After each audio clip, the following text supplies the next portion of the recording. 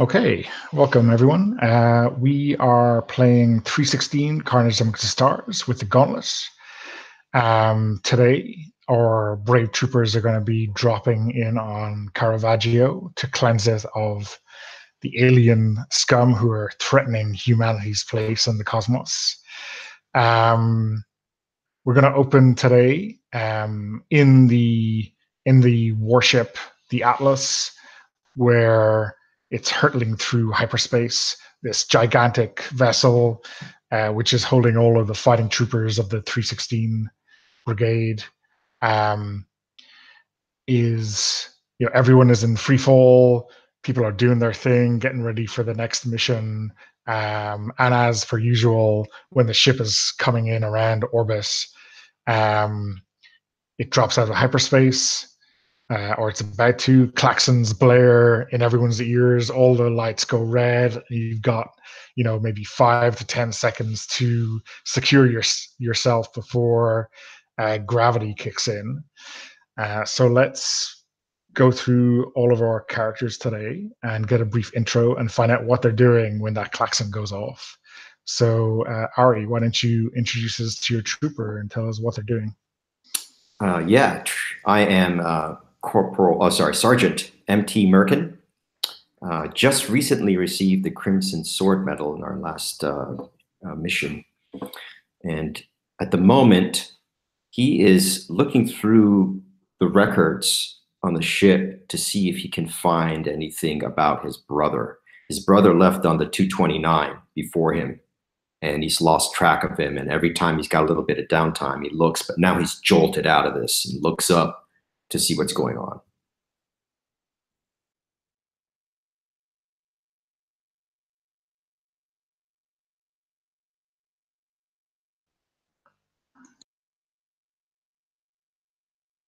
Oh, we lost sound, or I lost sound. Yeah, my mouse is playing up. Brian, how about you? What's your trooper up to when the klaxon goes off? So Corporal Gecko knows that calories are key to combat and avoiding fatigue. So anytime he has the opportunity, he's getting those extra calories in. And he's arranged an intricate system of connections amongst the cooks and various suppliers on ship.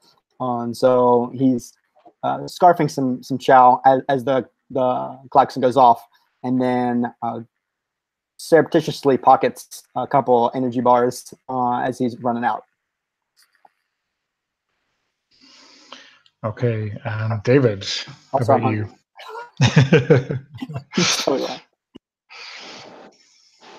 I think Hicks is maybe in his bunk or something, looking at this new rocket pod that he got for his valor, I guess, last time. More luckiness. He's like, yeah, this here is great. He's reading the manual on it. He's like, all right, and then, well, this is the trigger. Okay, easy, gotcha. Then I gotta load it. All right, put him in the nozzle. All right, sure, cool. It should be easy. Okay, cool. So, everything is in ship shape, I think, with these relatively expected jump back into normal space. And your platoon sergeant, Sergeant Major Murphy, comes into the rooms where you are, and I mean she's looking at MT, I think, to help her with some leadership, and just like, you better have your squad ready, or we're gonna have trouble. I'll assemble them right away. Briefing room in 10 people. Yeah, and I sent out the message to my squad to get together at the briefing room. So on the way to the briefing room, I think the last world you destroyed, Michelangelo, that was kind of hairy, right? There was a lot of trouble there. The humidity was a bitch, but I'm wondering, what's the camaraderie like in the platoon, in your squad since that happened? What's the feeling? I think things we did really well overall, right? We completed that without any casualties, if I recall. So the mood is pretty good. We're all pumped up from that, and we're ready to go on to the next one. But I let everyone know, like, don't get cocky. That was just a taste. Things could get a lot worse here.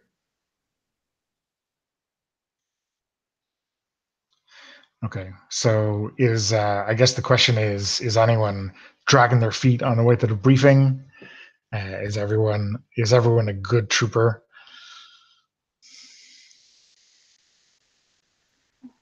Definitely a good trooper. A quick question though. So you said there was no real mishaps last mission. Should we assume that I am just here, but was off camera, or have I been transferred? Is I guess my question. Yeah, I mean, there's certainly room in the other kind of section of the squad for another corporal, but you could have been transferred in. So that's completely up to you. Maybe you're from somewhere else in the platoon, or maybe you got dropped in from a completely different company. But you said that there wasn't any major mishaps with last mission. It went pretty much off without a hitch. Yeah, it was pretty clean, at least for this squad. Okay, well, is there any other squads that were decimated? Maybe we could say third squad in the platoon.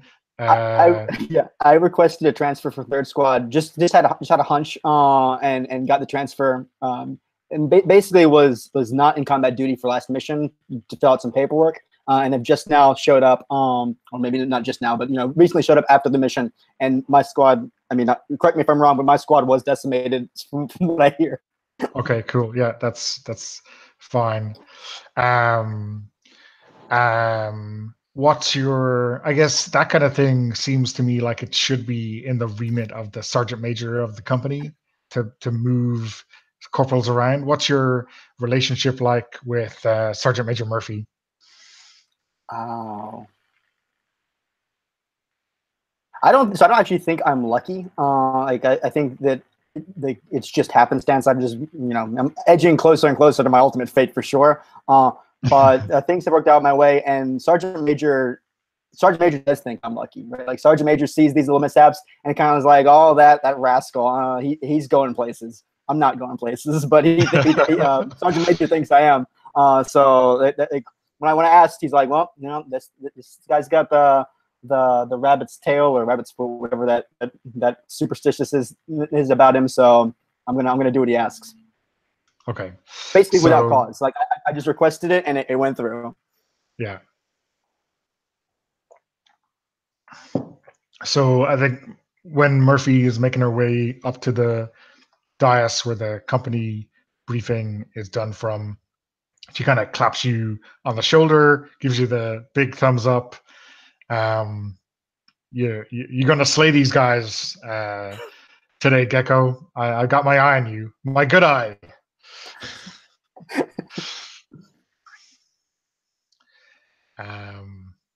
Okay, so Captain Chen is kind of pretty serious. He brings up this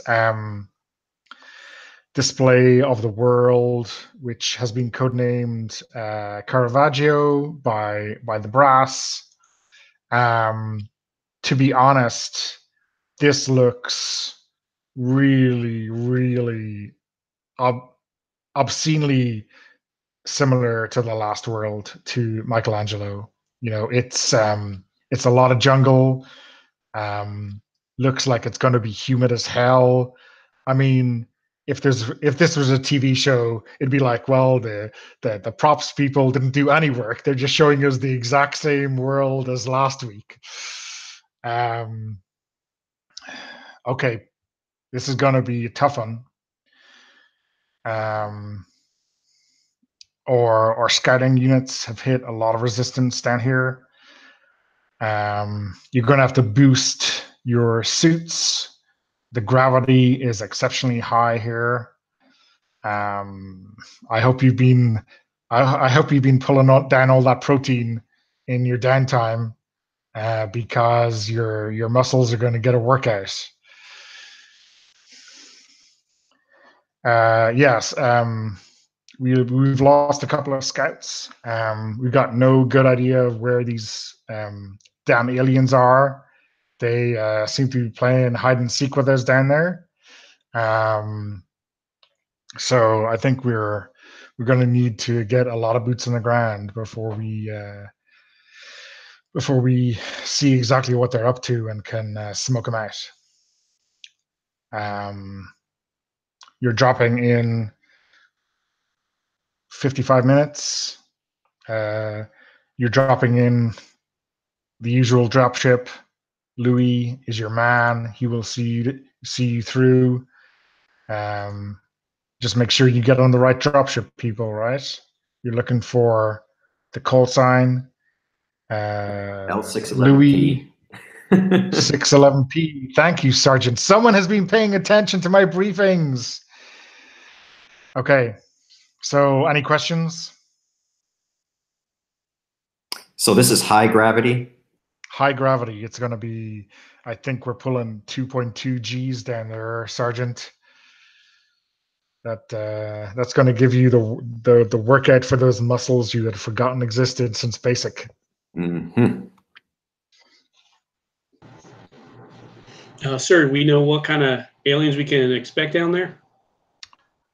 No, unfortunately, our scouts have been not too lucky in getting us any real data on the nature of these aliens. They've had some contact, but nothing concrete. I don't want to give you any fake information just to make you feel better. You got to stay frosty. What happened to the scout casualties? Well, I think you're going to meet up with our scout platoon down there. They're going to give you some live information from the scene. Usually, the way we bring them back up to tell us what's gone on, but we didn't want to risk those shuttles on a pickup in that high G without it being absolutely necessary. So, yeah, you're going to go down there. You're going to talk to our guys down there. I'm pretty sure Sergeant Souza is Lieutenant Souza now. He's just been promoted since Michelangelo. Lieutenant Souza is going to give you the full skinny on these aliens.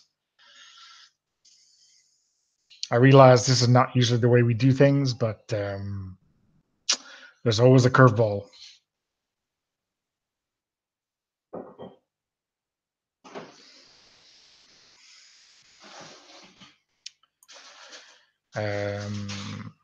How about you, troopers? Professor, or am I calling you exterminator now? Anything? Nope. I'm ready. Okay, outstanding. Okay, well, get into your suits, pick up your guns, and get to the dropship. We'll see you planet side in about an hour and 20. Hoorah! Mm. Okay. So anyone doing anything before you hit the dropship? Ari, what's MT up to? I think he's just cleaning his weapons because the last mission was tropical, kind of humid, so he wants to make sure all his gear's clean and ready, and getting his suit up. Good. Brian, how about Gecko? We have a kind of a power armor. Yeah, right? So it's like a full, Combat I guess, suit. combat suit, powered armor.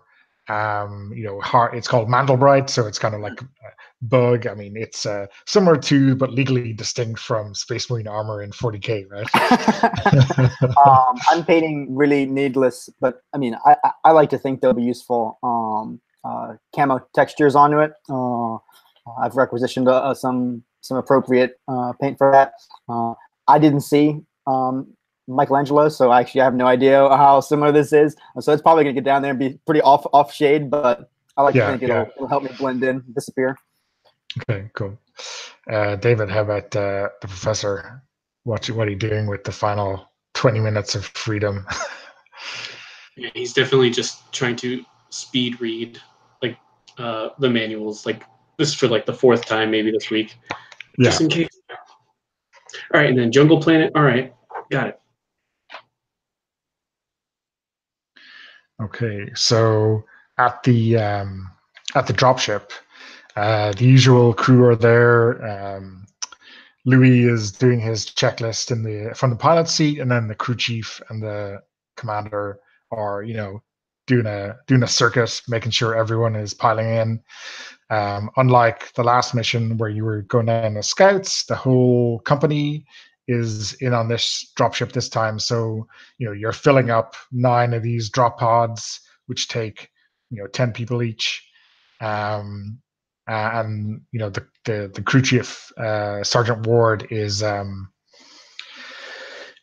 to strap in a lot more people this time, and yeah, bit of grumbling, I think. Um, you know, he's got to go around every one of the drop pods, sit the trooper in, clamp it down, bring up the doors of the drop pod, kick them shut in some cases. Because it's a full house, they don't get to pick their best pods. Um, there's a spare pod which is often just being repaired, but it's all 9 pods are full of troopers today. And you're going down. Sorry, not all 9, because the scouts are still on planet, right? So there's a couple of spare pods. So yeah, you're jam packed in here like sardines. You got a friendly pass, and then I think it's like when Gecko sits down, you are sitting next to. Let me pick a name off my list. You're sitting next to Trooper Torres, and she kind of goes, I hope we don't take any fire on the way down. Right, Sarge? We never take fire on the way down, really, do we? And then she notices that you've been rubbing off this new, fresh green paint on her. It's like, what the fuck? It's like, I don't know what you're thinking, Gecko. Whatever you did for Third Squad did not work. So you should cut your shit and just do it by the book. I flashed her and said, it will work for one of us. Fair enough. Okay. Sure. So wait, just quickly, what is that? He's got paint on his thing. It's like I'm not sure what the regulation color is. It could be gray or red or something like this. That is definitely not camo. And his suit is green, olive green or something like that. Maybe with stripes, tiger stripes or not, but I'm sure it got noticed a couple of times, but maybe you didn't from the top of the line. Yeah, I just say, well, that might be what kept him alive. Might have to talk to the staff and see about changing colors. But I'm kind of a little bit sarcastic about it, also. Yep. I'm looking both at I can't I'm sorry, I can't remember the name of the one who originally commented, but then also at MT, kind of nodding my head, still grinning. I think it was. Yeah, what? The manual here says that can actually be pretty effective. Just paint camo on the 65% of aliens that do have eyes. So I think it's a good idea. Who knew camouflage was effective? It was Trooper Torres who kind of mentioned it first. Yeah, I'll offer first towards is it Professor or is it Exterminator Hicks? Which would I have been introduced to? I think he still goes by Professor, although he did name his energy rifle Exterminator. So I've still got a little bit of green. It's more of like a deciduous forest as opposed to jungle, but I offer it towards the Professor in case he wants to take advantage of the camo. Okay, he'll readily do that on the way down. Awesome. Yeah, and Okay. MT fills his mouth with some chew and just kind of leans back and waits for the drop. So the pilot, Louis, drops that dropship out of the Atlas with about a minute's warning. I guess things are about to happen. The lights in the drop pod go red, and Ward sits down, straps herself in, and and then you're out of the Atlas into zero G again, hurtles into the atmosphere, and usually Louis gives a bit of a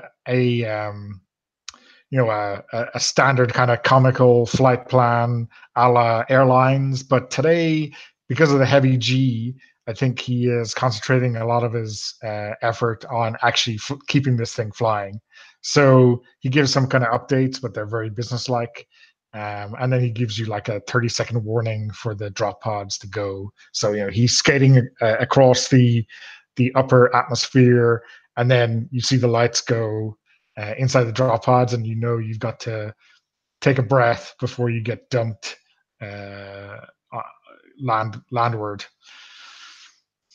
And then it's a shock to the system, right? No matter how many times you've done it before, it's a big kind of mechanical lurch, and then you're hurtling through the sky. You kind of see the flames of effectively re-entry go above the portholes on the drop pod. You probably don't even get a glimpse of the other 6 pods that are going down from the company, but it's pretty hair-raising stuff.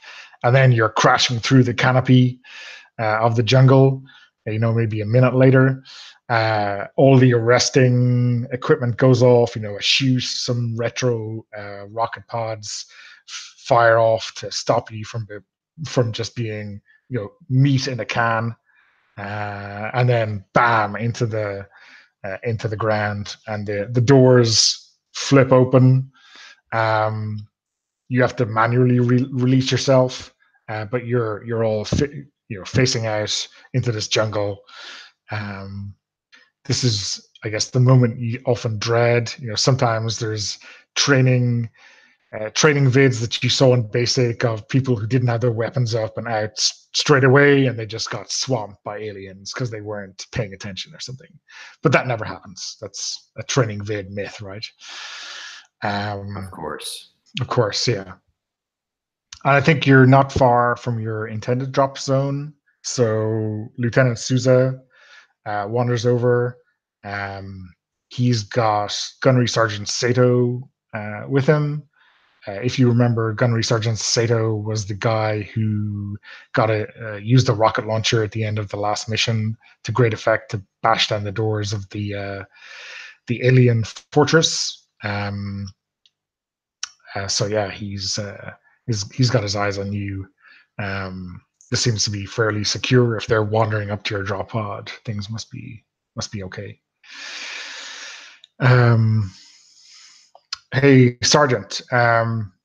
We need a squad to do perimeter here, unless you want to dig. You're first in, so we'll give you the option. So this is player. Dig is what, like holding position and waiting for stuff to happen? Yeah, I mean, you don't know. Usually dig in means like build trenches or something, but he means dig in a get shovels and dig kind of sense, right? Yeah, we don't want to do that. We want to do perimeter. And kind of as he walks you over towards the perimeter, he kind of gives you an ad hoc report. Listen, some of our guys have been pulling perimeter, walking around, and they just disappeared, right? These are the scouts? The scouts, yeah, guys from my squad. So I'm doubling up with everyone. No one's resting simultaneously, in a team. So stay frosty. I need you to cover the whole western half of this perimeter. But if in doubt, keep your people together. Are we getting these? What is this? rescue for the scouts, or are we flushing out the aliens, or are we just taking them out? Yeah, we're gonna make this bridgehead, right? The rest of the company is gonna secure this. We're gonna clear the area for deployment, and yeah, it's gonna we're the beachhead for the entire brigade. So yeah, we better not. We better have a handle on this situation by the time brigade arrives, because they're not happy with us so far. I'll be honest, we have not put eyes on these aliens yet. That's kind of freaking me out. All right, we're ready for some fireworks then. Okay. Yeah, so he kind of assigns you a sector to defend, and he goes, basically the rest of his team are either trying to match security on the other half, and then briefing the rest of the squads as they come in. Okay, so at this stage, we're gonna start the first encounter. So what happens in an encounter is that we're gonna roll for dominance at the start of an encounter. You have a choice whether you roll dominance or not. Basically, so you're rolling non-fighting ability. So the kind of the ladder is, if all of you succeed and the aliens fail, you ambush them. If some of you succeed and the aliens fail, then you choose the range you appear at, and then it's the other way around. So if the aliens succeed and everyone who rolls fails, they'll be ambushing you. So there's a balancing act. Is your NFA high enough to increase the chance that some of you succeed, but then you're putting at risk the chance of losing an ambush or whatever. So it's a bit of a balancing act. At the end of the day, no matter what the senior officer says, you get to decide for yourself whether you roll or not. So I'm pretty. I can't remember. Ari's is MT's. I've got a 4. Is 4. Okay. Yeah. Not too hot. And then the professor's is 6, right? And then Brian's Gecko's 3.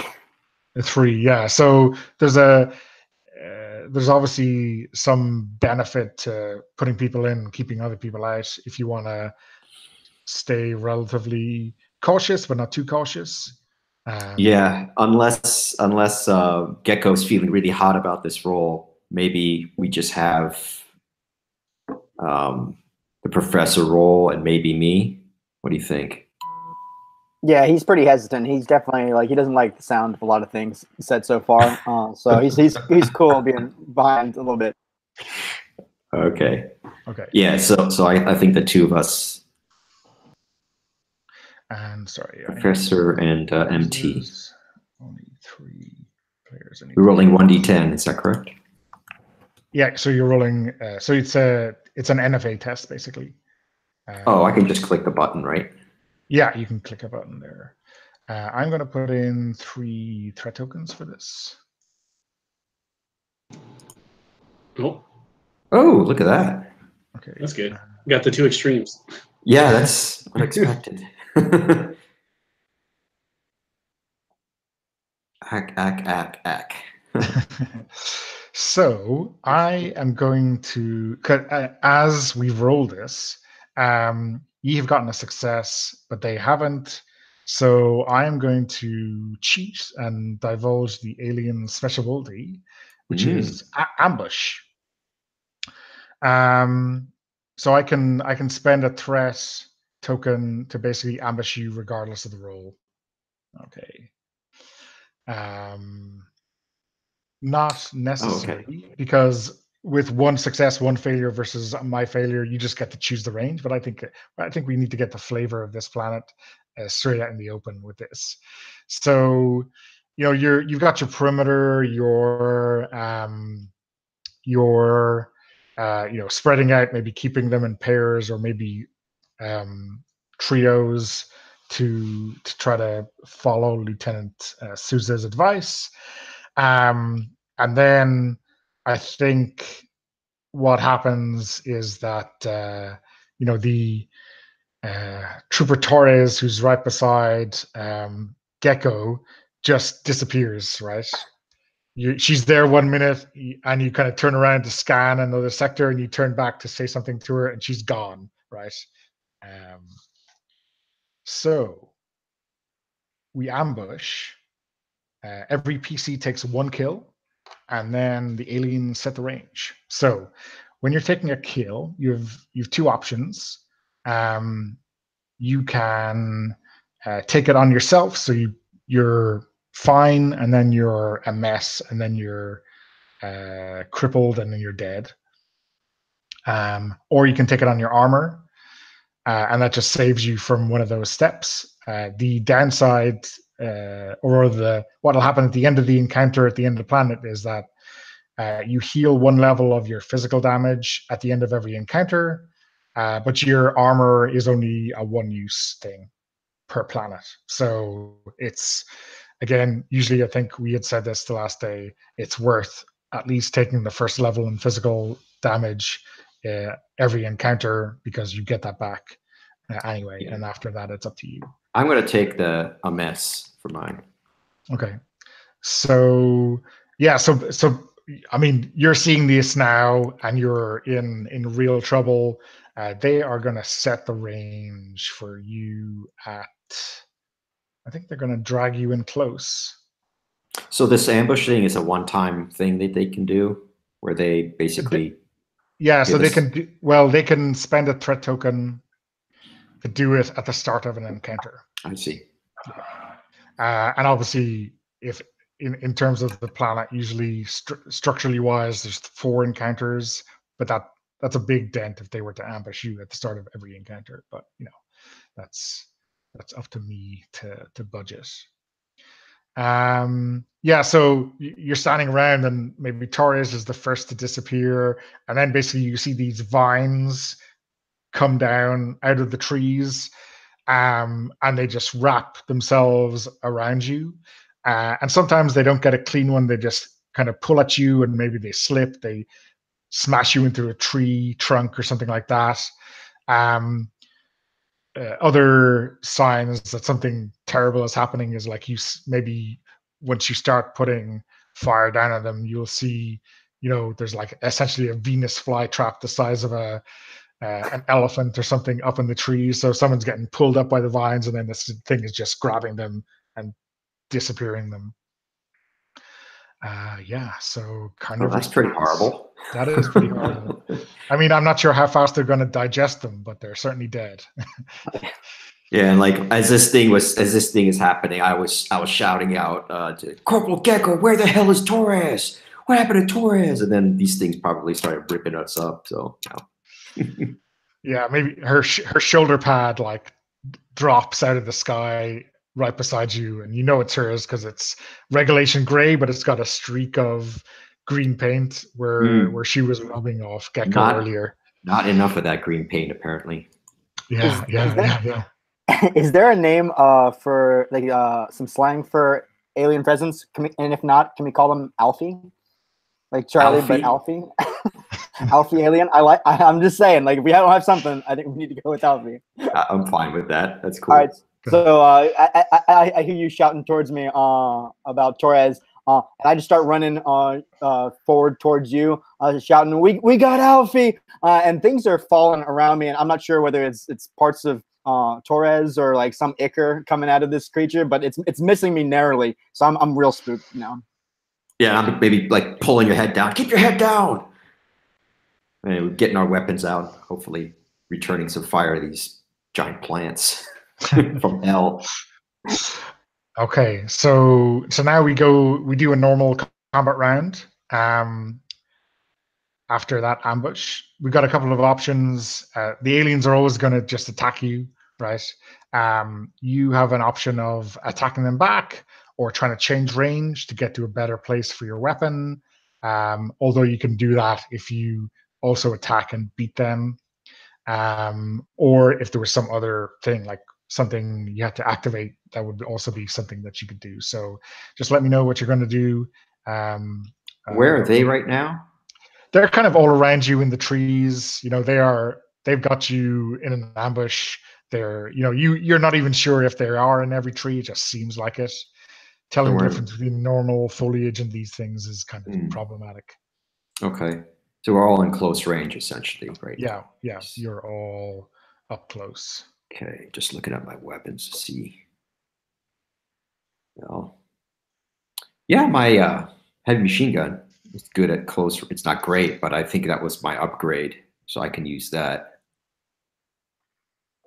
Yeah, yeah. We could try grenades, but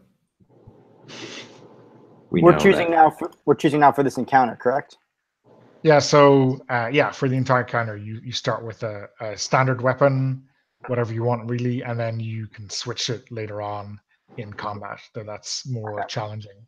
So the deal with grenades is you can actually switch them automatically. Yep. But once you switch to them, switching back to your main weapon is the trouble. Yeah. And then the other problem with grenades is that if you use them, anyone on your side who rolls a miss, so doesn't hit their fighting ability, gets a kill as well. Okay. So I mean, I'm presuming that whenever you're using grenade, no matter what you roll, you're going to be killing a trooper, right? Because a trooper wearing red, at least. Yeah. Yeah, I'm going to stay put and use my machine gun, heavy machine gun. Cool. Now you said if we roll successfully, we can move position after.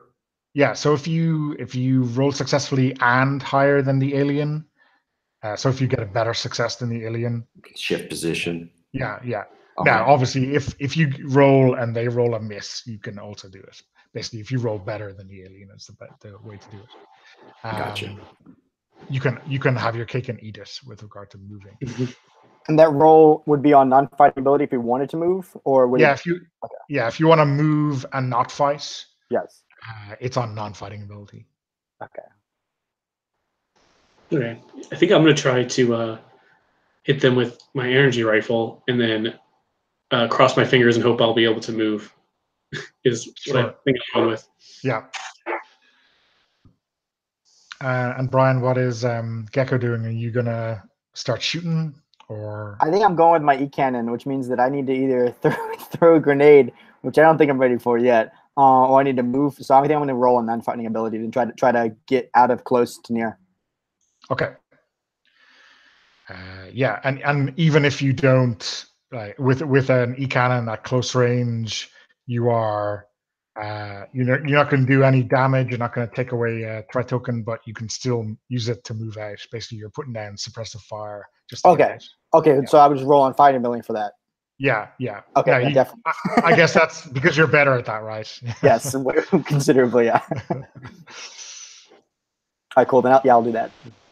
Okay, so and as I said, the aliens are going to be trying to kill you, so everyone can roll. And let's see. Nice. Oh, never mind. That's 0 successes.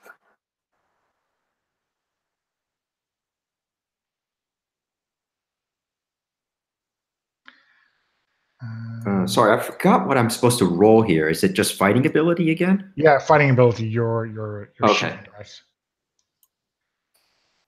Nice. There you go. So everyone else flub their rolls, so you get a kill. Yeah, I think that's D6. You double check that. Yeah, heavy machine gun at close, 1d6. Yeah, with your improvement, right? Yes. So just roll that. Hey, there we go. Nice opener. Nice. So yeah, why don't you describe that?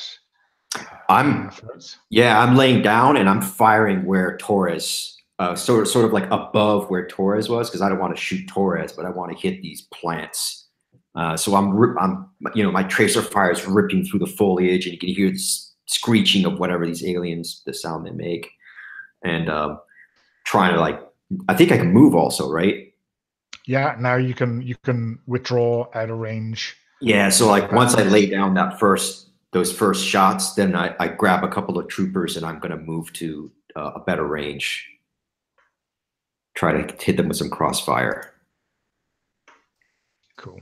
So I can move up. Is that right? I can move to Yeah, near. so just drag yourself out to near. Yeah, cool. Perfect. And because neither of the others hit their fighting ability, and neither does the aliens, they don't do any damage to you. You don't do any damage to them, and you're kind of stuck. I mean, I guess what the way I'll leave you describe it, but I'll say what the aliens are doing. They're kind of trying to grab you, but the fire that maybe the sergeant is laying down is really kind of pushing them back away from you. And they can't get a grip on you. That's how it's going. Okay,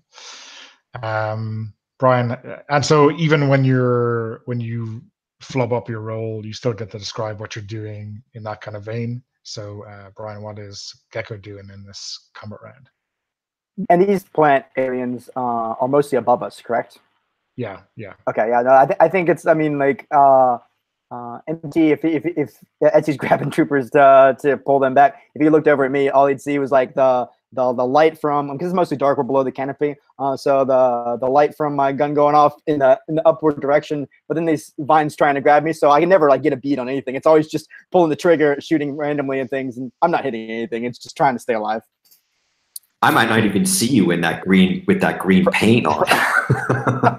I blend in so well. Cool. David, how about the professor? Oh man, I was about to make that joke too. I think Prophet's just like shooting wildly, and at one point you realize like, wait, where did everyone go? What the hell? And he looks back and he doesn't see anyone, and only sees the Sarge like way back behind us because of his bright metallic armor on. He's like, oh, there he is. And maybe Gecko's just like arm's length away from him. He doesn't. Yeah, we're way too far forward for sure. Cool. Okay. So yeah, you're falling back, and maybe some of the squad are not, or maybe you're a bit freaked out by these guys. Every time before you've had something that seems like a real alien to fight. This is a bit freaky. Even those turtles the last time were they were strange, but not this strange. Okay, I don't know, man. Hairy turtles. Damn teenagers. Yeah. So okay, so we do another combat round. So again, everyone says what they're doing. The aliens are going to be attacking you.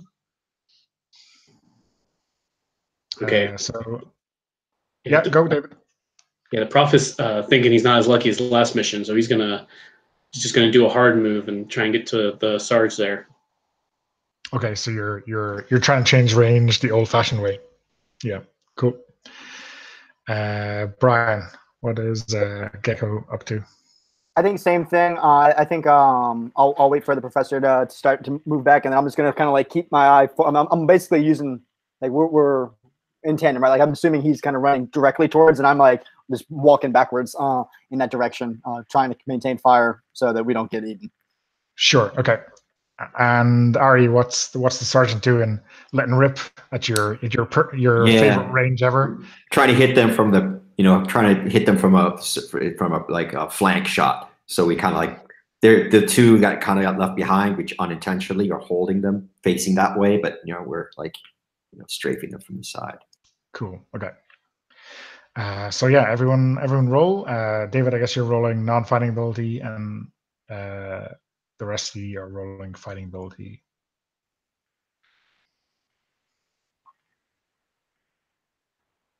Nice. Okay. What is going on with my rolls today?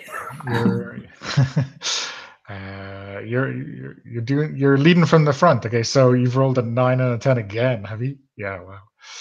That's time to change your dice. The aliens rolled a 3, so they go first. They get. Oh, sorry. Now is probably the time. I should have said this the last time, but I forgot. If you're not happy with your roll, you have a once per planet use of combat drugs, which gives you a reroll. If you roll a 10 on that, you get killed. as well. So that's an additional kill in addition to whatever the aliens do to you. So I'm just putting that on the table now. You can, the two of you with your 9 and 10s can push your luck for some combat drugs if you want. I'm gonna hold off. Okay. Yeah, me too. Okay, cool. So the aliens roll 3, so they kill everyone.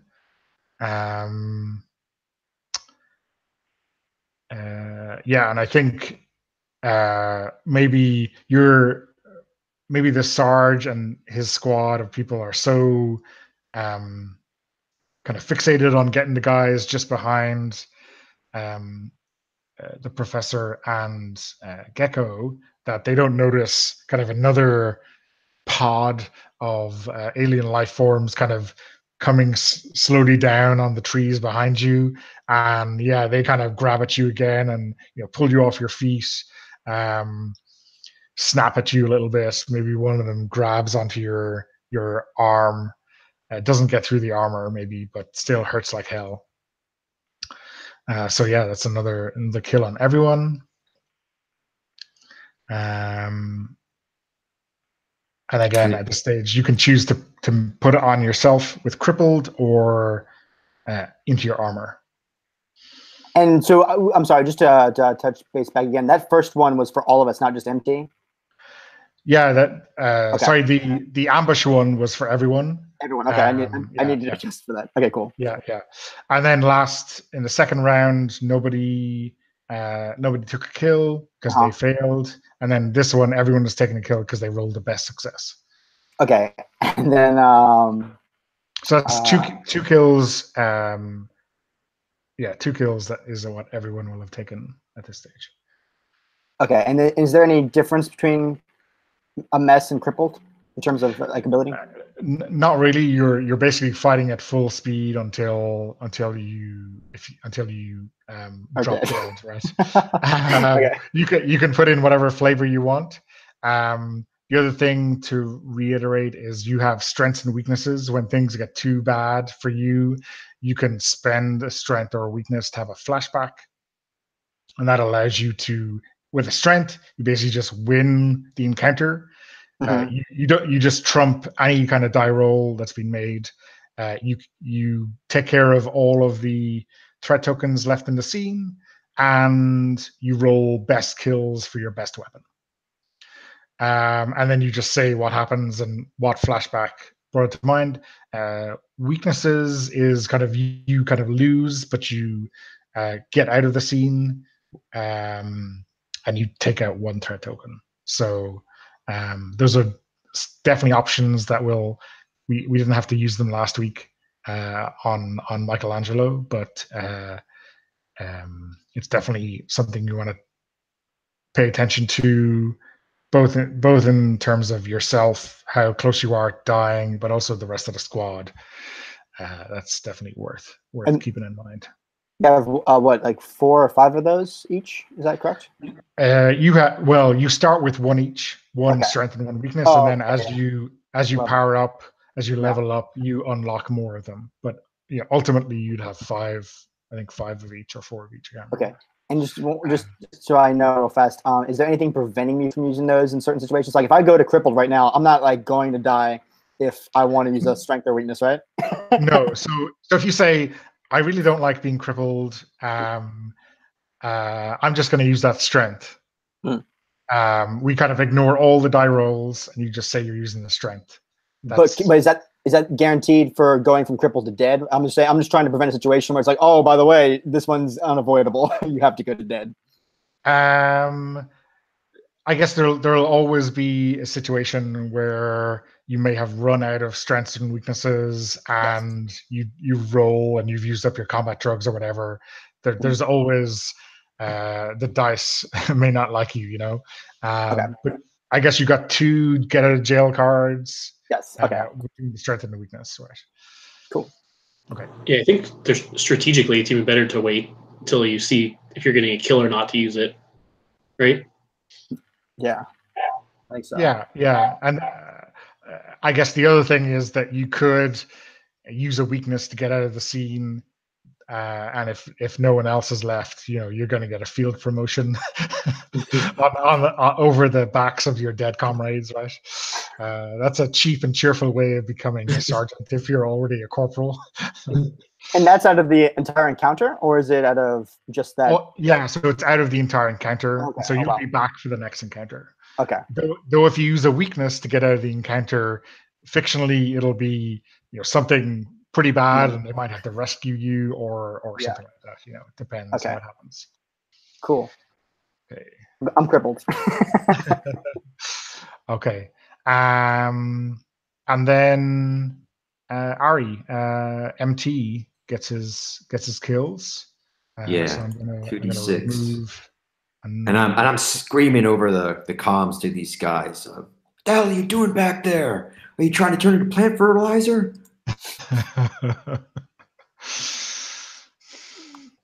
Okay. So yeah, you're rolling kills. 7 more kills. Seven more kills.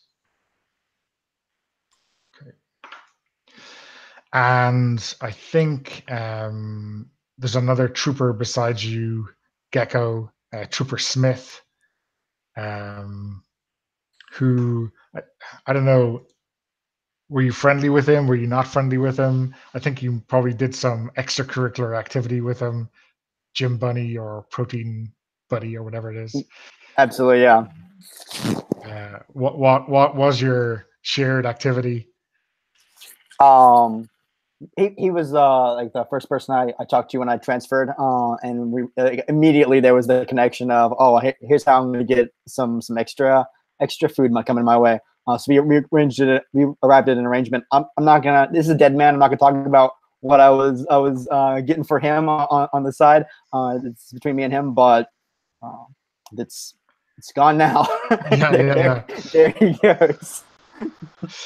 So I think the kind of the Venus flytrap thing just kind of comes around his face, and the teeth just grab into his chin and rip it off, kind of tearing off the visor of his helmet and the front half of his head in one fell swoop. Pretty vicious. You get a splash of red on your green Mandelbrite armor as well. Oh, good. Okay. So much for that friendship. You're better off not knowing their names, right? Okay, and then we have another combat round. There's only one token left in the encounter, so I guess whoever gets the highest hit on their fighting ability will get to remove that and get the kills. So what is everyone doing? Time for grenades, huh? I'm just going to continue firing with the heavy. Cool. Okay. Brian, what is Gecko up to? I am very tempted by those grenades. It would only be the professor that could be damaged by like splash damage. Yeah. Yeah. So anyone at close range who fails their roll gets hit with a grenade. All right, I'm gonna pull. Can I? This is just fictively. Can I pull out my grenades like halfway and just like have my finger like on the? I mean, I don't know in the future if there's actually the pin. But I'll just look over at the professor. Because professor, you've also failed. You're maybe a little bit behind me, but you're still within that range. I'm just gonna make eye contact with you and see what your expression is. Probably abject terror as like my armor's sparking and everything. That sounds like a yes. I like to be just fair, enough. that's probably what his expression normally looks like. Yeah. I look at you just long enough, and then look back in the direction of kind of up and behind us or in front of us, to wherever the biggest mass is, and pull that. And I'm trying to use grenades. I'm sorry. Okay, cool. Let's roll them. Yeah, in light of that, I think I'm definitely going to try to move again. Okay, you're gonna try to get out of the blast rate. let's see. Wait, well that I would move at the end of my turn, right? So that I would still be grenaded probably. So if so, there's two things. One is if you succeed your roll, you will definitely not be hit by the grenades. Okay. Okay, cool. And also you go from highest successes to lowest. So if you roll higher than him on his grenade throwing roll, you move first. But if you're moving, you're not getting hit by it anyway. So it's just failures in close range that you got to worry about. Yeah, okay, that's what I was thinking. So I'll definitely do the non-fighting move then. Okay, yeah. Okay, cool. So yeah, let's see it out of there. rolls. And the aliens are attacking, obviously. Nice, Professor. Okay, good. I was so worried. My luck ran out. Okay, and the aliens fail. So who we have? Ari failed. The professor succeeded, and yeah, Gecko succeeded with a 4. So yeah, Nice. you get the last. You're not killing any of your friends because you got a hit, and they're also get a hit. So you're removing the last threat token from the encounter, and you get to roll d10 for kills. Oh, what is the command again? Is it just slash roll? Yeah. So if you, I can never remember. That's why I do my macros.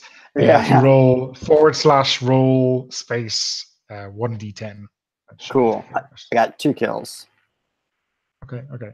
So why don't you describe that to us? I think these plant creatures are spread out enough, and everything looks green here. So I kind of assume that this writhing mass is the main thrust of the enemy.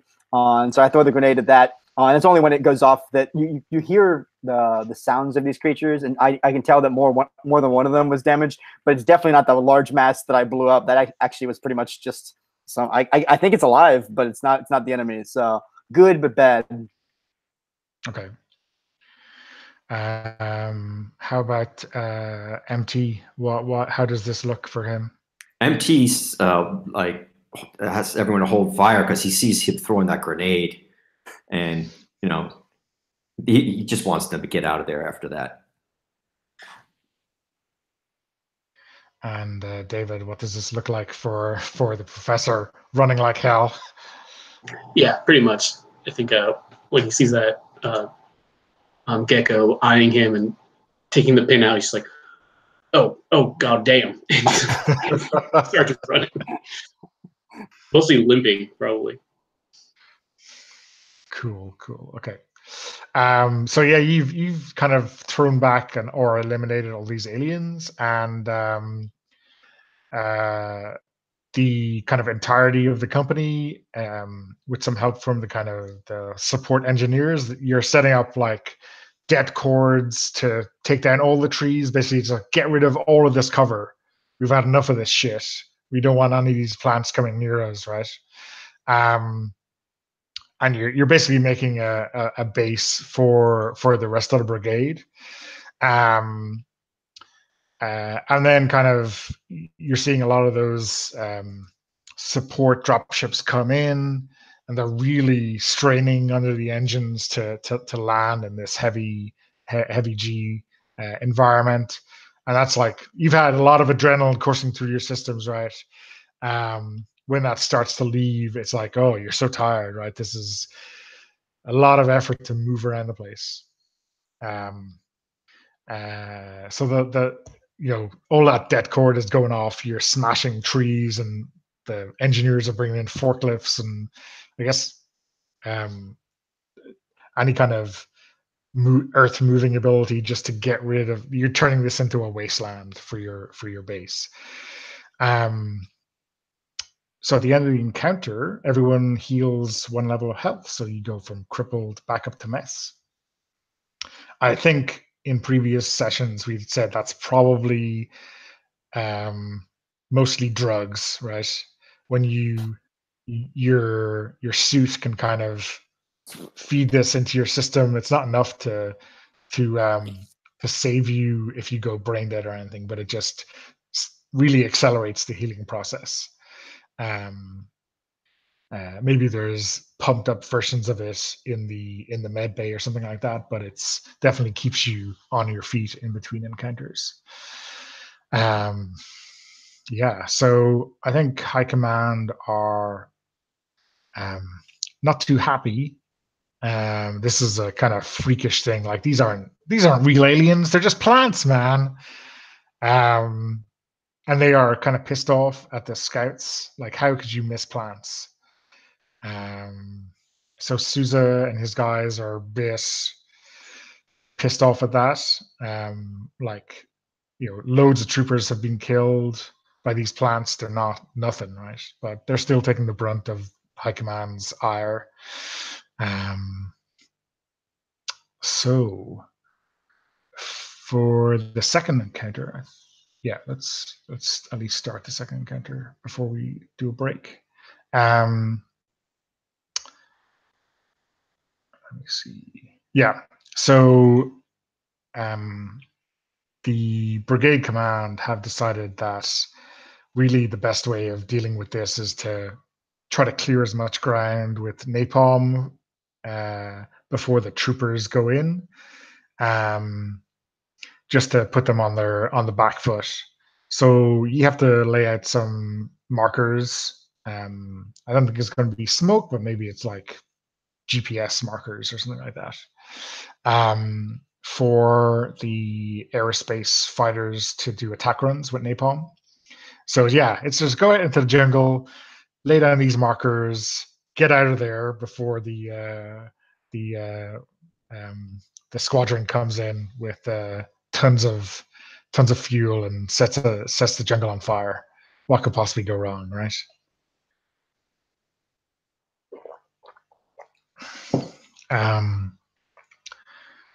Usually this is the kind of thing that might be done by scouts, but because it's such a big operation, the captain doesn't want to send out like 2 squads. He's sending out, basically he's been asked to send out the entire company. So that's all 8 or 9 squads going out. So we're setting down markers for the... Yeah, so I think they're like these big, they look like those maybe garden lights that are solar powered, they got a big point at one end and a big computer thing with an antenna at the other end, and you just stamp them into the ground. I think you have to do a line for them to get a good signal, so it's not really straightforward. And also, it's like you just don't want to go out and mark anywhere. You got to go out, make sure that there's a concentration of aliens there, and then mark them and set them off and then hightail it. So obviously it's probably up to you as sergeant how seriously you take that order, right? They're not going to know, are they?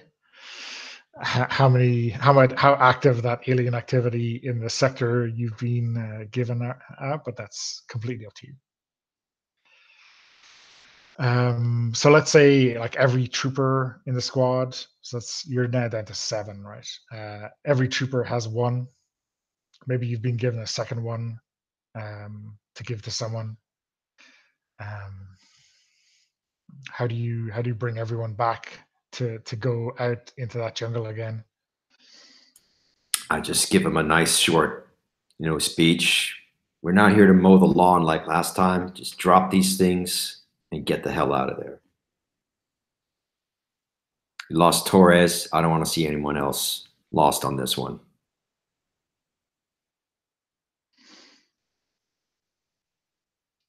Okay, so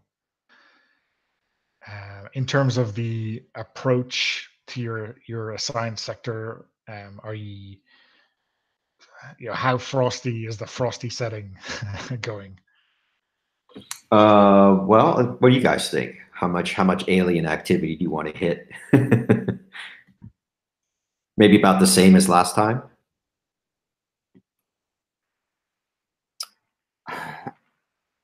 Or is that a little too much? My mind says no, but my heart says yes. What do you think, David? Yeah, I ain't feeling so great after that last time, Sarge. Still a little bit messier. We need the Terminator, the Exterminator on this one, not the Professor. Can you bring out the Exterminator this time? Yeah, all right, Sarge. I'll do my best. Okay, I think we can go for what we did last time in terms of heat.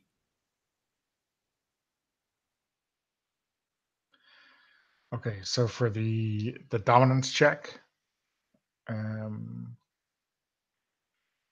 you doing the same thing as last time?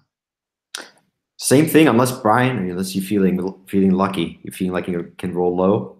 Is there any advantage for me being there? Is just like what's the reason for having different people? I guess the advantage is that you're maximizing your ability to get any kind of a hit on the roll. Mm-hmm. So you're minimizing the prospect of getting ambushed. Mm-hmm. The downside is that if you minimize the chances of you getting an ambush on the aliens. So like if both the other guys roll and they hit their rolls and then you roll and you miss, then you've missed the chance of an ambush. So I guess it depends how lucky you feel, right? That ambush kind of sucked. Yeah, I mean, it seems like they're likely to ambush us anyway, right? Like we thought we were doing good last time, and they came out of nowhere. I think I'll roll this time. Okay, sure. Okay, I'm gonna roll. This is non-fighting, correct? Yeah, non-fighting. Oh, there goes my 0 successes. There we go. Okay. So they got a 10, so that's not a success. Ye got a 1 success, so not all successes. So ye win that dominance check, and you get to set the initial range. So basically, you put all 3 of you in the same zone range-wise. Yeah. So you guys cool with it going in near? Everybody near? Sounds good. Yeah. David, is that good for you? I forget what your best range is. Yeah, I'm using my energy rifle still, so it's best at near. Cool. Yeah, I think near is the sweet spot for troopers, generally speaking, unless they've got a really specialized weapon. Yeah. Okay. I do have one of those. If I want to drop back one, it'd be an option. Yeah. Okay. So cool. Yeah. So you find your sector maybe, and you're about to plant the first marker. When you know what to look out for. You know, you're not looking for silver surfers or hairy werewolves or turtles or whatever it is on the previous planets. You're looking for plants moving, and you kind of spot them coming, and you're able to back up a little bit and keep an eye on your rear sector. You're definitely more able to take it, to take these guys when you're looking out for them. So yeah, so they're attacking you, obviously. So I'm guessing at this sweet range, everyone is shooting back, right? Yeah. Okay, cool. So let's roll on fighting ability.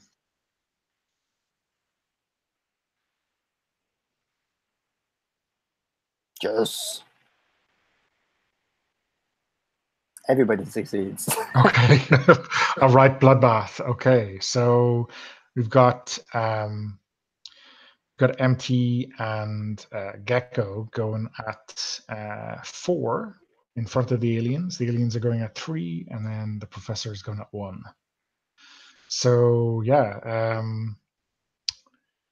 Brian, why don't you describe or roll your kills maybe first, and then describe how Gecko is taking them down. It is 2d10, right? For the energy cannon, yeah. E-cannon, yeah, 2d10. Yeah. Cool.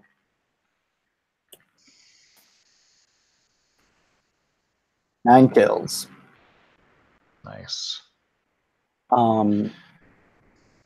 This is, I mean, it's essentially the same kind of jungle setting as before, but Any variants? Anything I can work with? I think maybe there's a little bit more room here, just due to the dominance going well. You know, maybe it's a track is the wrong word for it, but maybe there's like a ravine which is kind of limited where this big vegetation can grow. So it gives you a bit of space without necessarily being trapped. You know, it's definitely not as overarching as the previous one was, the high vegetation. I'm going to say that the following pretty close on the Sarge's heels this time, just because last time was maybe a little bit too far away. And the moment he kind of indicates some contact, I like drop to my knees right below him and just start just laying on that E-cannon. I'm plowing through the jungle. Cool. Ari, how about Sarge? Yeah, he's just as soon as we see them on our screens, we line up and everybody just starts firing, and I say, it's time to chop some lettuce. Nice. Roll 2d6 for damage. 10. Cool. And then I guess what here maybe the slight curveball is that they're not just coming out of the high trees. Maybe they're coming out of the grassy vegetation, the weeds, and they're kind of snagging people's heels. And they grab the professor's heels, and he kind of slips back, hits his head off the rocky ground. That's one kill on the professor. And then you get to shoot them back.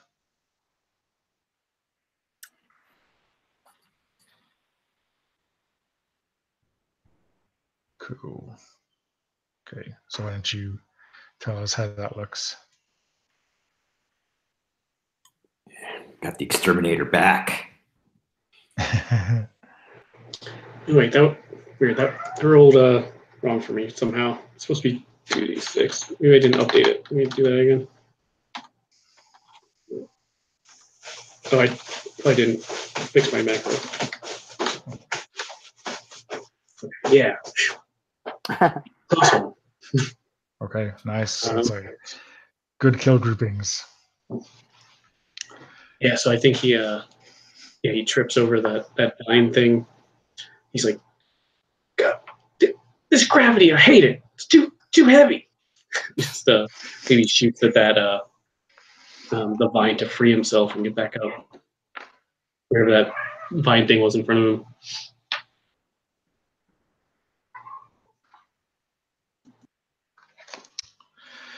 Cool. Okay, so I think you're working your way through. You've thrown back one attack. You're planting all of these marker beacons in a pretty by the book layout. And then there's one more combat round to go before you finish them off. So yeah, one more kill token left in this encounter. Sorry, I should offer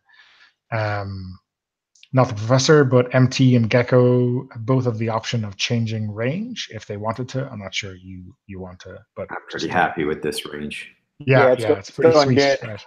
Yeah. Okay, so is everyone shooting?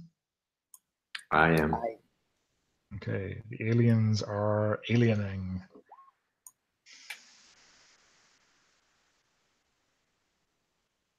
Wow, nice. It is. Okay, so good for them. no, but there's only one token left, so the highest success takes that and gets the kill. So that is Gecko, and everyone else's successes are for naught. For support. Yeah, for support. Yeah. But no kills. my rolls when it comes to kills, though. 3 kills. That's bad, huh? Okay, so why don't you describe that, and then we'll kind of cut to the end. So I think the people start thinking that Gecko accidentally must have tripped his combat drugs because he starts hooping and hollering and tearing off after them, just shooting away. And most of them, most of these plants, like I want to step on toes here if there's different morphology, but they somehow like disappear. They retreat. And so I only get the 3 kills, but I intimidated the hell out of them. So I feel good.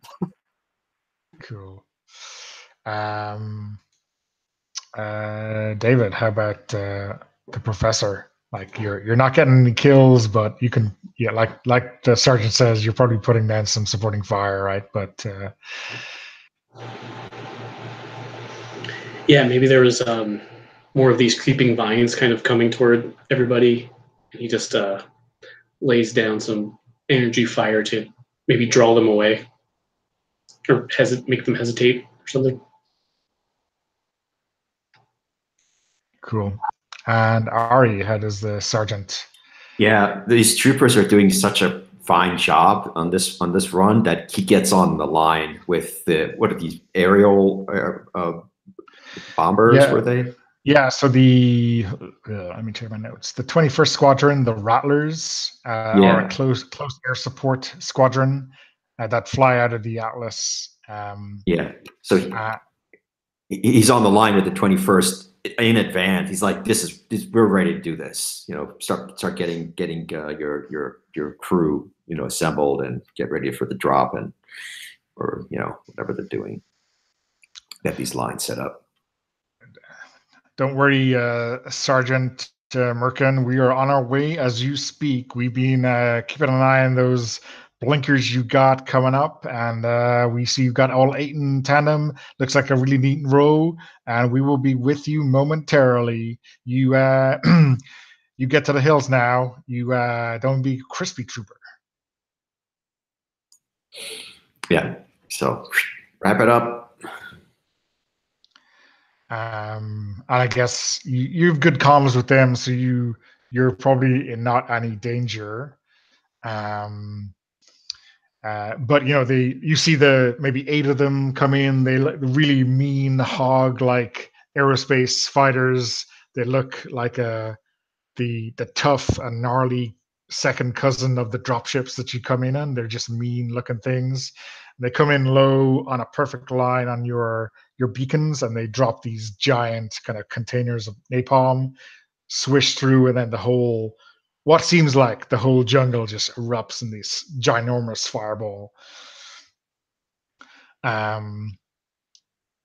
The only thing that kind of sours that is that maybe half an hour after that, you start to, there's a lot of burning, there's a lot of smoke, all that kind of stuff, but you kind of see out of that burnt forested area, spores just kind of erupting out of the ground, and kind of raining down on the whole neighborhood.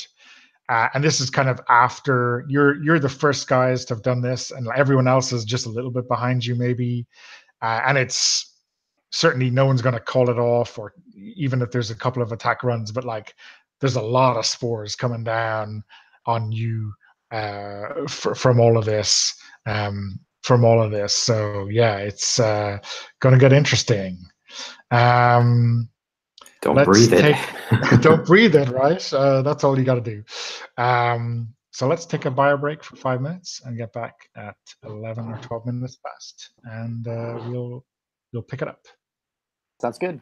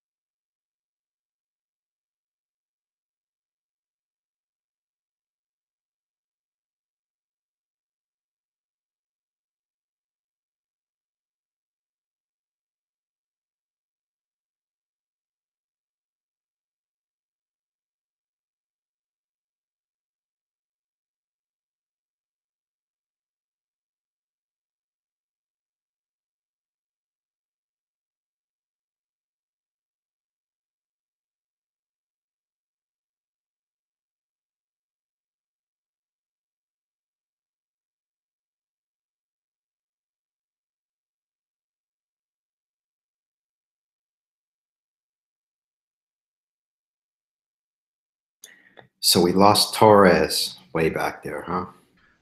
Torres and Smith was the second trooper who got who was guilty of standing beside Gecko when the the trouble turned. I'm trying to evenly distribute who I'm standing by so that no one feels like they're going to die immediately.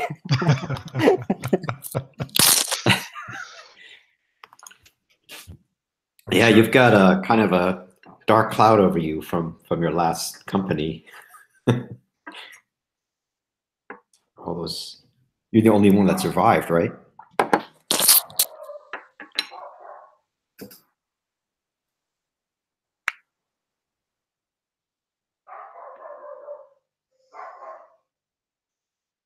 My dog has decided to start barking at his neighbors. Yeah, I've got. You'll notice I'm on mute most of the time because of this thing over here.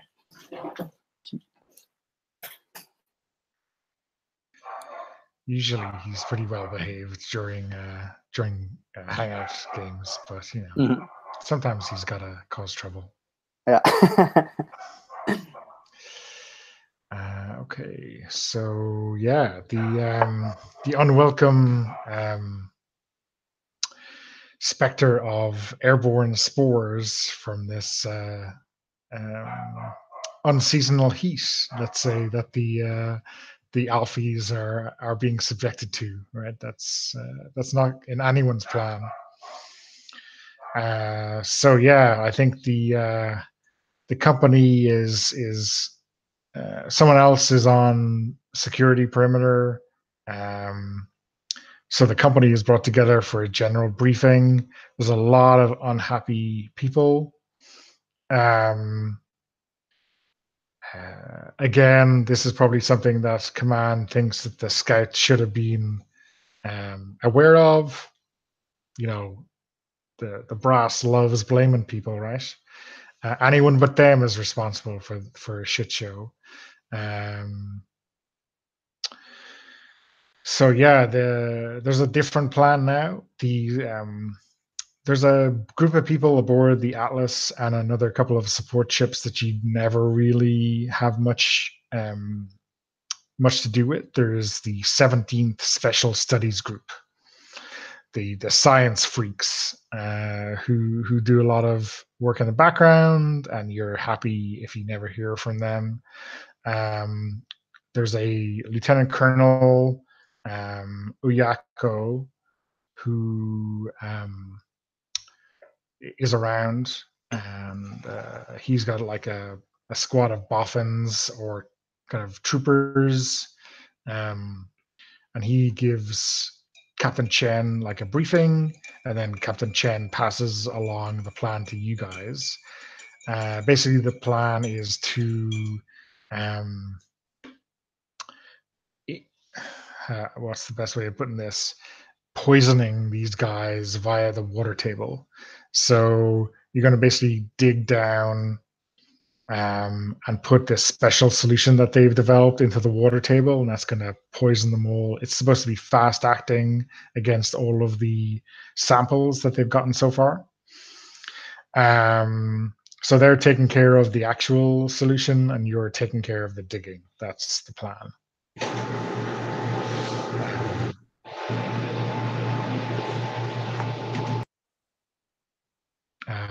Yeah, so I guess if there's any questions, he will take questions, but otherwise he's going to point you at a place in the map that has been identified as being a good candidate, and you're going to basically go over there with bulldozers and explosives and dig. Get the shovels out. Yeah. So we just got to pour some weed killer into a hole. That does sound pretty safe. Yeah, I mean, I guess maybe at such short notice, it's the best, the finest minds in the brigade could come up with. But that is it. You're pouring weed killer into the ground. Professor, what do you think? Professor, what do you think the chances are this yellow solution causes cancer? I'm fine dying by Alfie, but I don't want to get cancer. Well, I wouldn't recommend drinking it. Point taken. Though I think, given the fact that the cigarettes that every trooper in the brigade smokes are branded as cancer sticks, I'm not sure anyone else really cares. But yeah, no one is going to volunteer to drink this.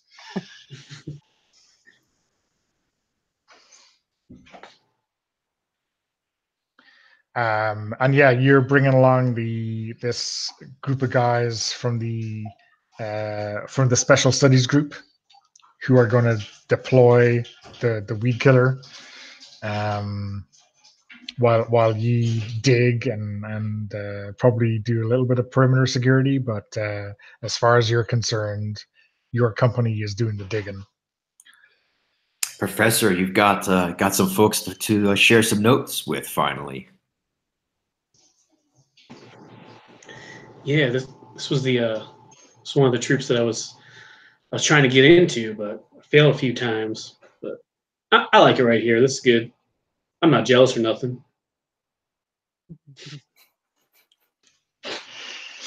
Yeah, these guys look seriously smart, but also like a bit.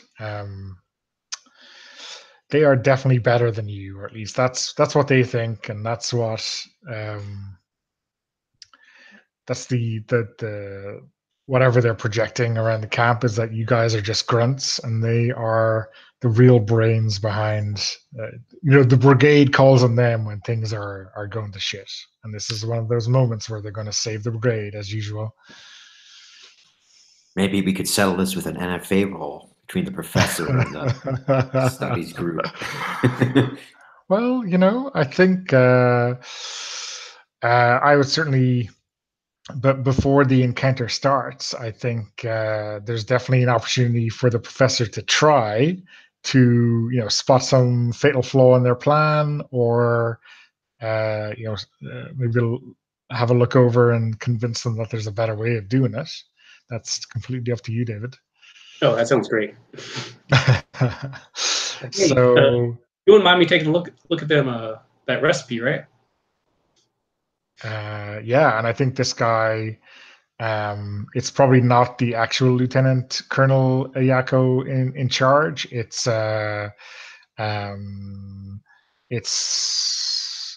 maybe Captain Finnegan,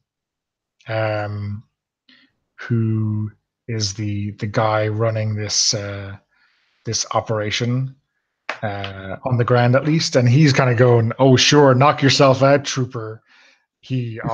Maybe he doesn't know you or doesn't know your reputation, but he's like going, "This is going to be like a dog trying to read Greek," So yeah, make it roll. Sure is. So, I mean, it's not that it is like a level above anything you've ever seen before. It's real complicated, and obviously some guy has spent a week in a lab doing this, and then kind of refitting it really quickly to get it into operation. So it looks really strange. There's this is full of assumptions left, right, and center, right? You'd need a couple of hours to take this apart. I mean, what do you say to him after you do take a look at his notes?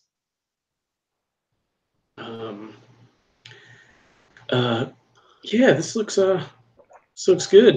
Good work. It's just exactly what I would have done too. Yeah. Really? Oh yeah. Well, you go back to your e-cannon, son, and leave the war winning to us, brainiacs. And I think what's the name of one of your friendly people in the squad? Popov says, "Hey Gecko, how about you stand next to that asshole? Let's see how long his brain keeps him alive." I'm chewing on an apple, and I kind of nod, and it's like, if there's a chance, I'll check out that. I'll do my own homework on that recipe. Uh-huh. Yeah, so you kind of go to this. Maybe it's the same ravine that you just bombed the shit out of. That's going to be near the water table, and a dropship has come in mostly to transport the earth-moving gear, but also it's probably giving you guys a lift. And you're set up, in this ravine with this digging equipment and explosives and everything around. And kind of on top of the ravine, there's the special studies unit hanging around, looking at what you're doing, taking it easy. Yeah, so let's roll. First of all, I think I'm going to let you guys get some work done, and there's two things. It's really high gravity, right? And maybe when you're fighting, you've got the adrenaline pumping, and that helps you get through it. But doing this kind of work is hard. So either to pace yourself and to do the work and to stay strong is non-fighting ability, but also shirking the work so you don't get tired is non-fighting ability. So I think everyone should roll NFA to see how they get through it, and maybe just tell me before you roll whether you're actually doing the work or shirking.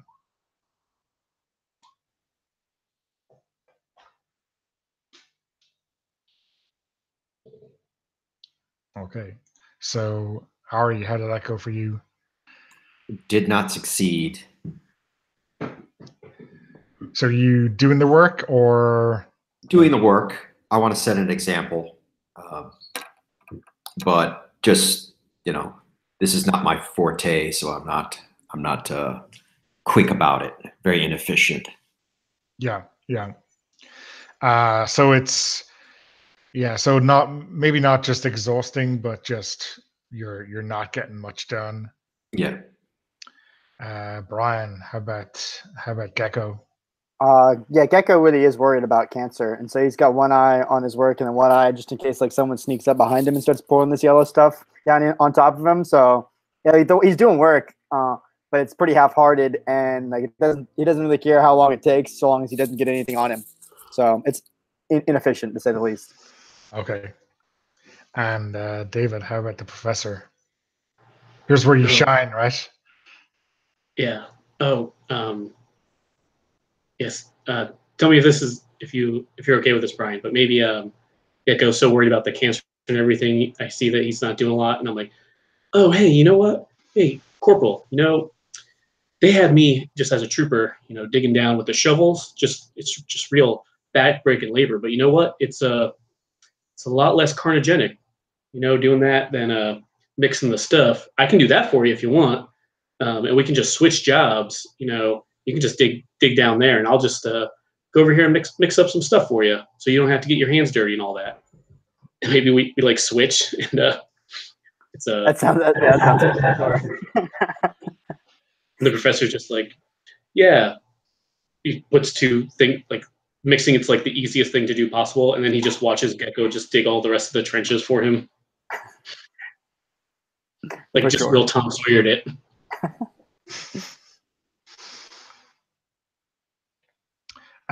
So I think you're making real progress on digging this stuff out, and I think maybe after you dig some holes and you do some boring, you're putting some explosive down to just get down here as quickly as possible, and you're about ready to start pouring, or you're about ready to let the special studies guys do their thing with the poison.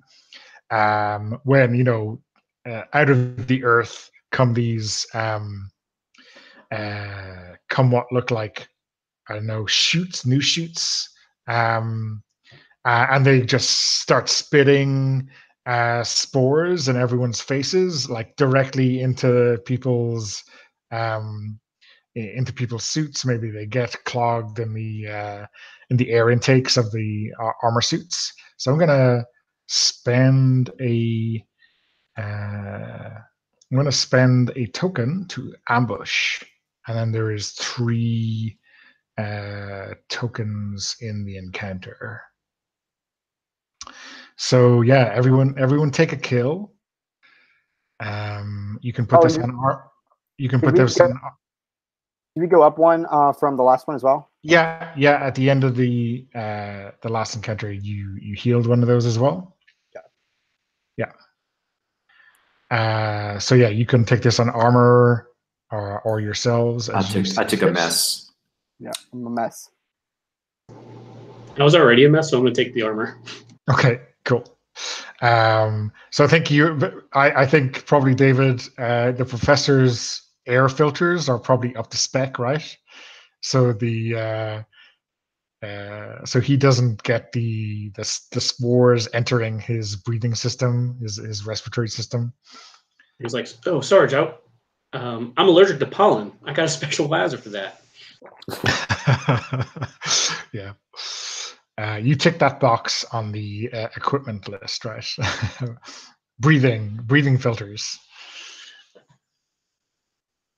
Okay, cool. So we don't need to roll for dominance because they just ambush you like freaky aliens. So let's start the combat round. I'm going to put you all in at close range for that ambush.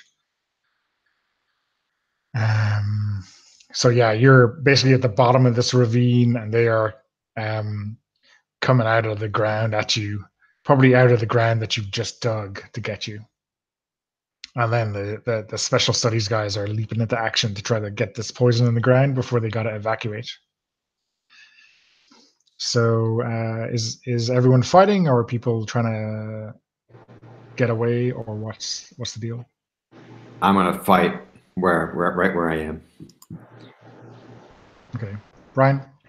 Yeah, I'm gonna try to get into near, but yeah, I'm gonna use fighting in order to get there. So yeah, laying down some fire, as I'm hoping to see an opening.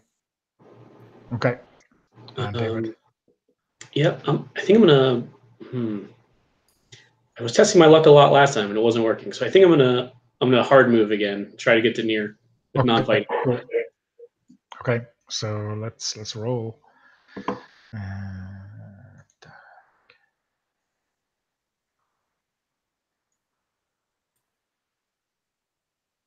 Okay, nice. So that is the aliens are chumps. They rolled a miss, and ye all roll successes. So yeah. So let's start at Gecko. You roll a 7. So roll your kills and describe it. So I got 0 kills. I'm using my E-cannon again. Oh yeah. Sorry, you're moving out. So actually, Yeah. you're not clearing the. You're not clearing it. And probably Ari, you are. So yeah, you can push yourself out because out to the next range. Yeah, I'm gonna do that. Okay, cool. And Ari, how about? Do you want to roll your kills and do the narration? 6 kills. Oh. Add that to my. And I'm basically just I'm ordering my troopers to keep cover on those scientists. We don't want them getting hurt because without them we can't plant this stuff. So we're like spreading ourselves out to give them protection. Sounds like you don't have complete faith in the professor's abilities, huh? No, I don't. No, not our professor. I'm talking about those scientists that are putting this stuff in there. Cool. Okay. Yeah, our professor is fine. Yeah. Okay. So and you have the option as well, Ari, of moving out in range. Oh yeah, you've done it. Okay, cool. Yeah.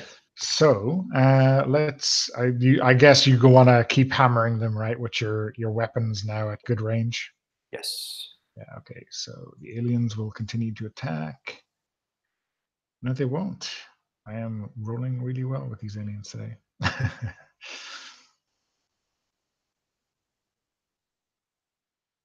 Okay, nice. So let's start with a 4. Gecko, roll your kills and tell us how it goes.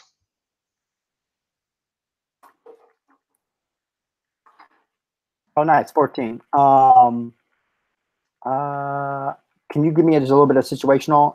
We had moved back into near. What does that mean in terms of? So, I mean, I guess you've got two options. Maybe you could either say you're like retreating into the hole that you've just dug to kind of get away from them, or maybe you're going back up the ravine towards where the special studies group are to get out of the normal ravine area.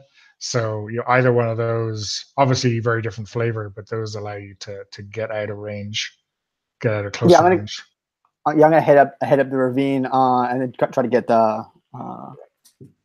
high ground, and then fire down on top of them. And apparently, I get 14 of them. Cool.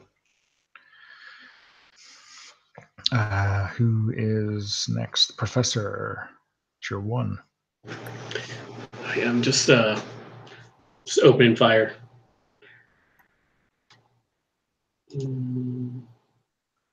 Yeah, nine of them that time.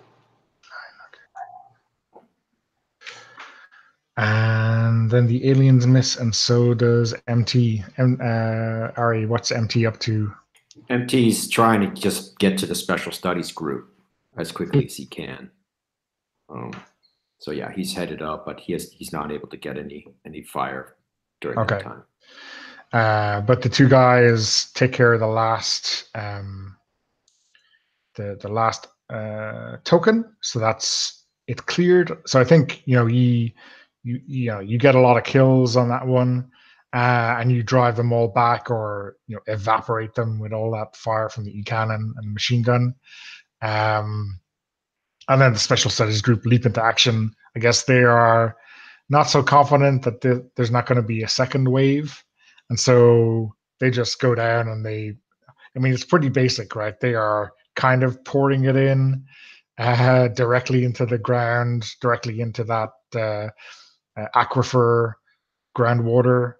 And then there seemed to be some kind of sciencey stuff that they're using to accelerate the diffusion process, but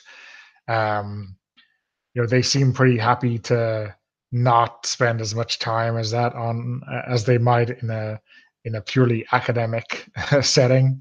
They're just like, let's deploy it, pump it as much as we dare, and then we just get out and back to base. Okay, so that's that encounter. So yeah, everyone heals one more level.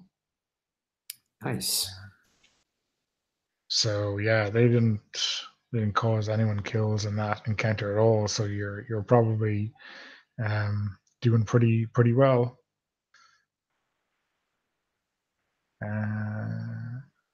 Fourth encounter. Yeah. Cool. So I think the last encounter is going to be pretty straightforward. This is really just you've withdrawn into your perimeter. There's nothing except a modicum of patrols while you wait for all of this to take effect, and then once you see any kind of, I think there's patrols set out to see what the effect is, maybe every 6 hours or something like that, and maybe 3 or 4 days of living on this shithole high gravity planet. The word comes back that they're definitely feeling the worse for wear. And then basically you get sent out to get rid of the rest of them, just to get them out root and branch, if that's the right phrase to use. Nicely done.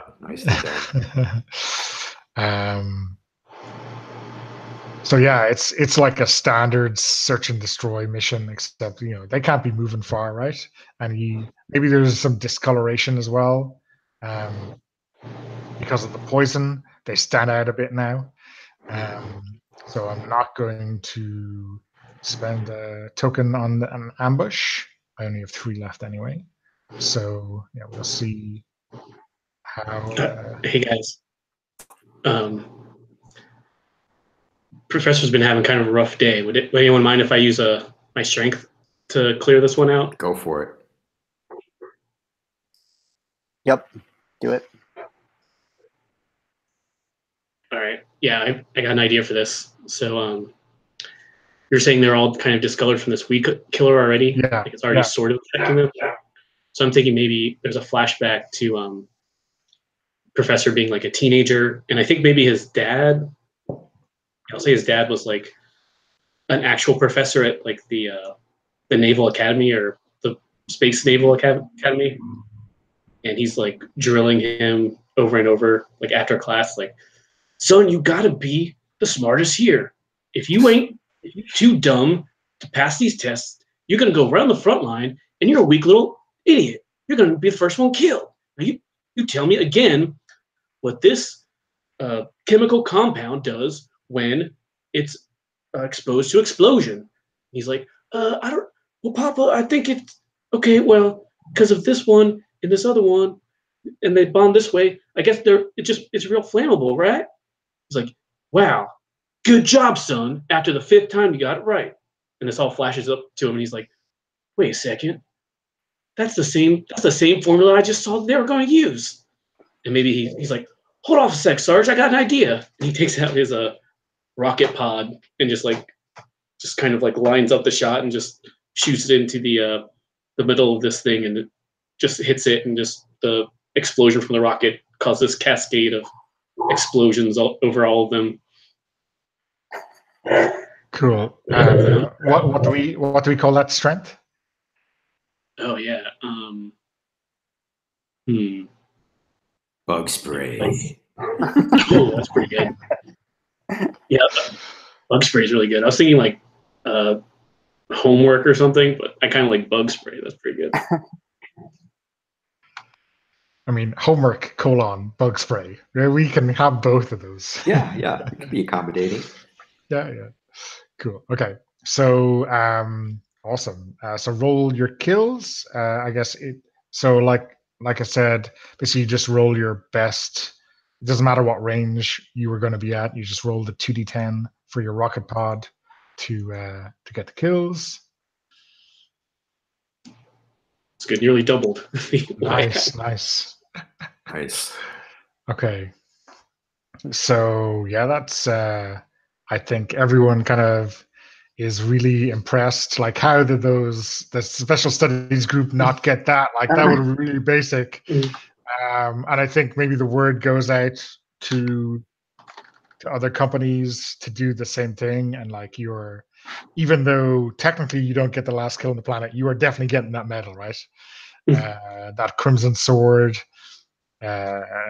The captain and higher up the chain are really happy, and maybe this guy, Captain Finnegan, is like, shit, how did that guy know that and I didn't? Or maybe it's like obviously, how could I have missed that, right? He's not happy one way or the other. We only enlist the finest here. Yeah. Cool. Okay, so that is Planet Caravaggio out of the way. And I think, yeah, like in the dropship coming out of atmosphere, pretty much the whole planet is just on fire as you're going into orbit.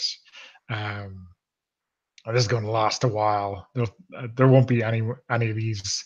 I think maybe if there's any plants on the surface of the planet that haven't yet been poisoned in the water table, this fire is going to burn so long that as soon as it gets into the system, it's going to keep spreading, right? So this planet is going to be a fireball for a while. Cool. Okay, so time to get to the business end of the kill count. Let me do my maths.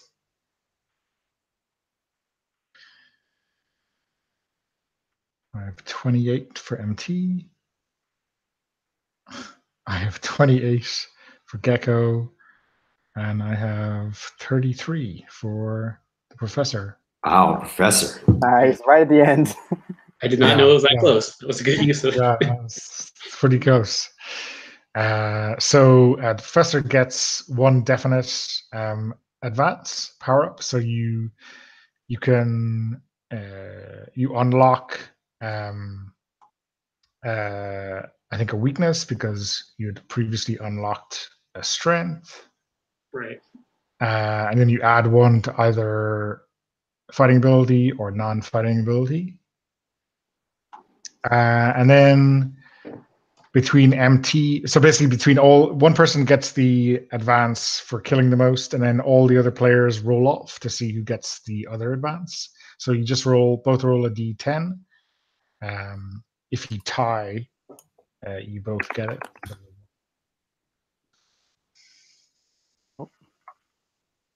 Is it high or low? High, yeah, roll high. Oh, no, that's yours. Okay. So yeah, you get the same RE for MT. Unlock a strength, unless you have already, and then up one of your. So I'm at 0 strength, 0 weakness right now. Yeah. So the 0 just shows that you haven't used it, Okay. and then everything else is a dash. And basically, when you use them, we'll replace those zeros with X's. And the other option is to. So I was gonna say, is that considered spent? Unspent. It's like a slot. Yeah, the big 0 is you have it available, and then when you use it, you just put an X, and then there's a dash for the next 4 of each that you just don't have available. So when you advance, you replace one of the next dash in the strength column or the weakness column with a 0. What happens if I? Go ahead for real this time. I was just going to ask, what happens if I advance a heavy machine gun range from 2d6? What's the next level up from that? Let me check.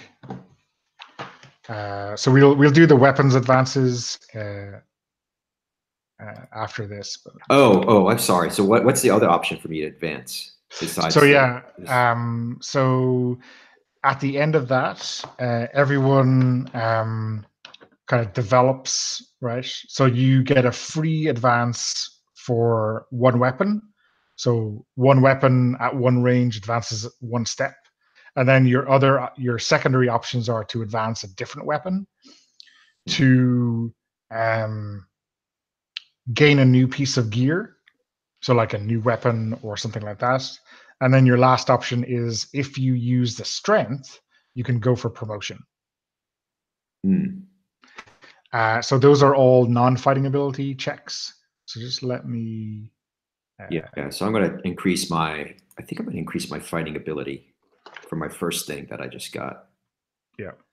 So I'm going to take that up from a 6 to a 7. And that's for the roll we just did, right? Yeah, that's the roll. Yeah. So on weapons, this is all on the page somewhere.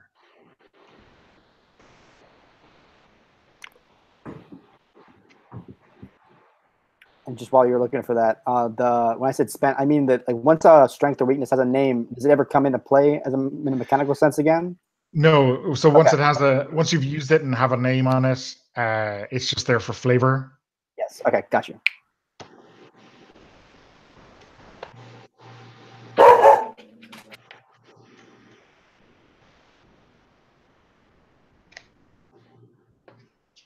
So the steps are 0, 1, d6, d10, 2d6, 2d10, 3d10, d100. So the step up from 2d6 is 2d10. Yeah, that's what I'm going to do. I'm going to step it up.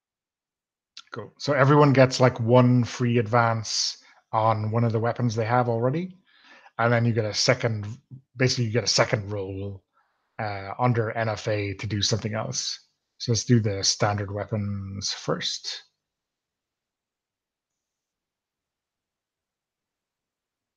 Brian, what are you thinking of? Sorry, could you repeat that? Oh yeah, sorry. For your standard free development on a weapon, so advancing 1 range, improving 1 range damage. What are you thinking of? So if you're doing the energy, the E-cannon, right?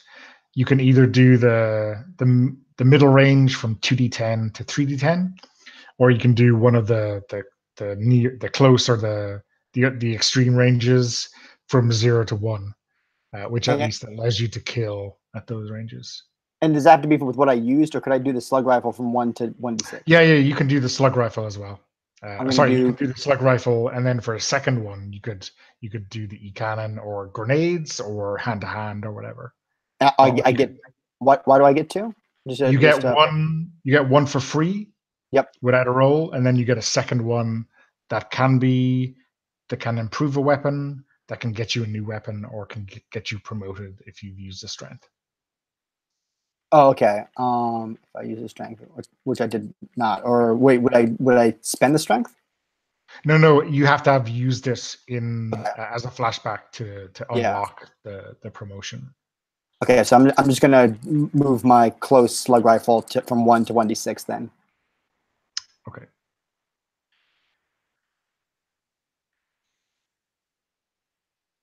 And David, what are you thinking? Yeah, so my level, I'm upping my non-fighting to 7, and I'm gonna max out my near range of my energy rifle, so up to 2d10. Okay. And then everyone gets a roll at a second development. So that can be getting a new weapon or improving a different weapon from the one you just did one step in the same way. And then the last option, which is open to the professor, is going for a promotion. So you can get promoted to corporal. And all those are rolls under NFA to get a new weapon or to get a new development. All right, so just do an NFA roll. Yeah. So actually, you could, if you want, you could just do the NFA roll and then you decide what you're going to do with it. I didn't get it. Okay.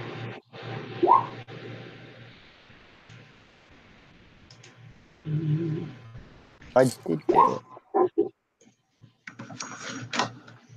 Oh, nice. Nice rolls, guys. Nice rolls. Nice. So what are you thinking, David? Are you going to go for the promotion? Oh, absolutely. Yeah. So corporal, right? We might have 3 corporals in the in the squad next week. You earned it. You earned it. Cool. Okay. And my option there. Well, so I think I rolled on that, right? And yeah, you got a hit on that one. So your option is to modify improve a different weapon, or to get a new weapon. Okay. So like the new weapons are. Let me give you some examples. You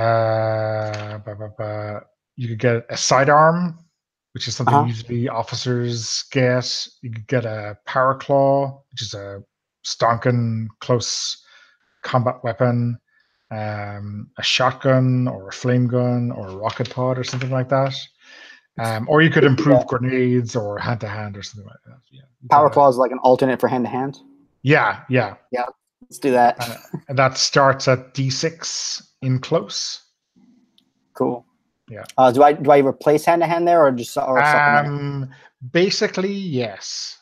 Okay. Because you're never really going to lose the claw, and it looks freaking cool, right? Yeah. You said it's 1d6 close. Yeah, 1d6 close. Yeah. Okay. Awesome.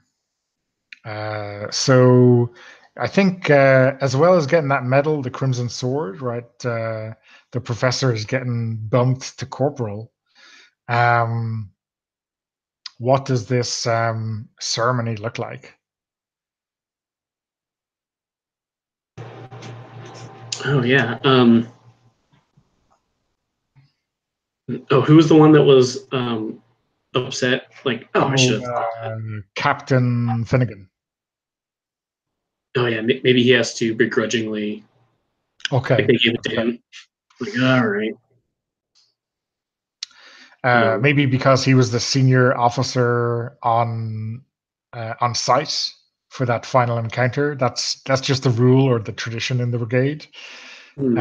So, like maybe the guts of the brigade are on deck on the Atlas. Maybe it's the hangar deck because this is the biggest space that you have. and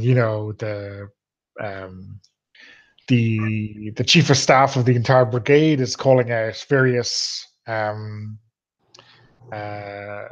names for maybe kill counters or campaign medals and all that kind of stuff.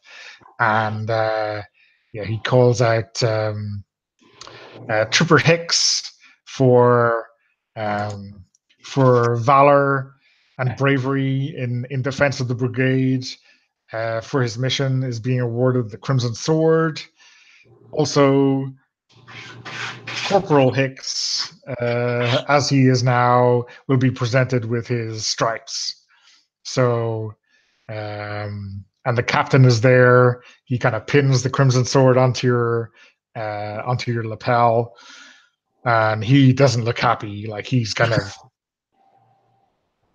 well, maybe we need some enlisted men in the special studies group. It'd be nice to have someone who knew what they were doing around here.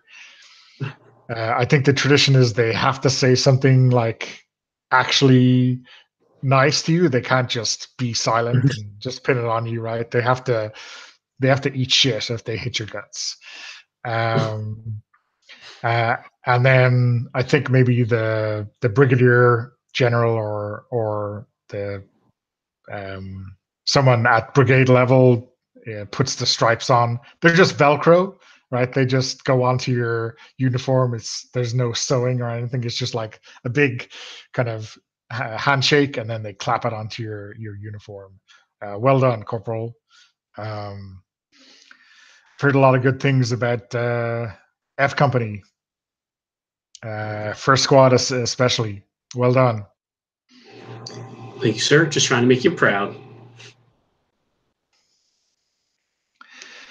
So yeah, that's the Brigadier General. He's an impressive sight. He's in charge of this death machine for Terra. I think there's probably going to be some kind of a party on deck as everyone gets stowed away. There's a lot of medical attention that needs to go on.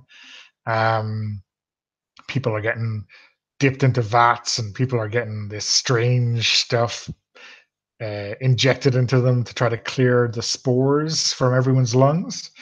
And you guys probably have some of that yourselves, but you've been assured that you can still drink rotgut beer without affecting that medicine too much. So yeah, a big hoolie in the company barracks. Anyone wanna pull anything or talk to anyone specific, or you just want to party and have a good time? I fill out forms for the passing of Torres and Smith, whatever needs to be done for that, and send those out. And I just later on I make sure that there's a moment of silence, like after the party dies, or maybe before the party. It's probably maybe more appropriate. I don't know, for our lost troopers. Is there a toast that MT gives? Yeah, there we go. That's perfect. It's like, let's take a moment of silence to remember our fallen comrades. Torres and Smith gave their lives on the line of duty. And I hold up a drink, and everybody kind of cheers for them. We put it down, and then the party goes crazy after that. Cool. How about Gecko at this party? Yeah, later in the night for sure. I take time to I mean, Professor's got a lot of attention around him, but I take time to go over and congratulate him, make a special point of it. And like as I'm approaching him, I'm talking about how amazing it was to experience that, and the fireworks were fantastic. I just kind of like reach over because I got my power glove on, and then I've got my eyes trained on the servitor over here, and I just shoot it over there, grab a drink, and offer it to him, and say, "Cheers, bud. You earned this." And he's like, yeah, that was some good idea about that paint. I like the way you think. That's good. Probably I don't know. I didn't check if they had eyes or not after I burned them up, but I'm sure it helped a little bit. I think so. Yeah, and later on, I swing by and I congratulate. Well, looks like you're moving up, Corporal. Always knew you had it in you. So what are we going to be seeing out in the field going forward? More of the professor or more of the exterminator?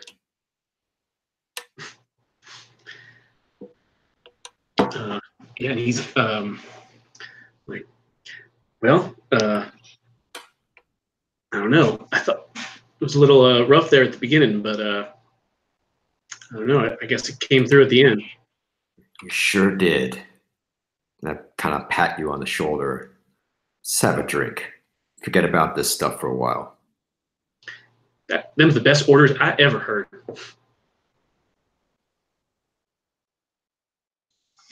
So yeah, the party goes on. Party. I just had an idea. Maybe the shots that we're taking, like maybe we don't know, but the audience like realizes like, oh, this is like the same kind of yellowish stuff that the weed killer was. Just the access. I think that's part of the medicinal efforts to clear out everyone's spore-filled lungs. It's like, well, we just put a part of this into people, and this is gonna help kill all those spores, right? We'll be fine. Just so long as the trees don't light themselves on fire, right? That's all.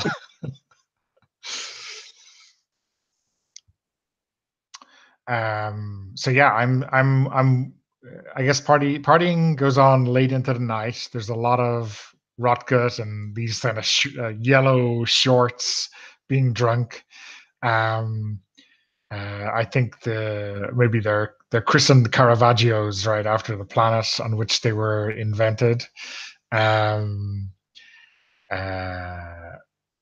But yeah, I want to. No, I think it's not worth rolling to see how terribly drunk and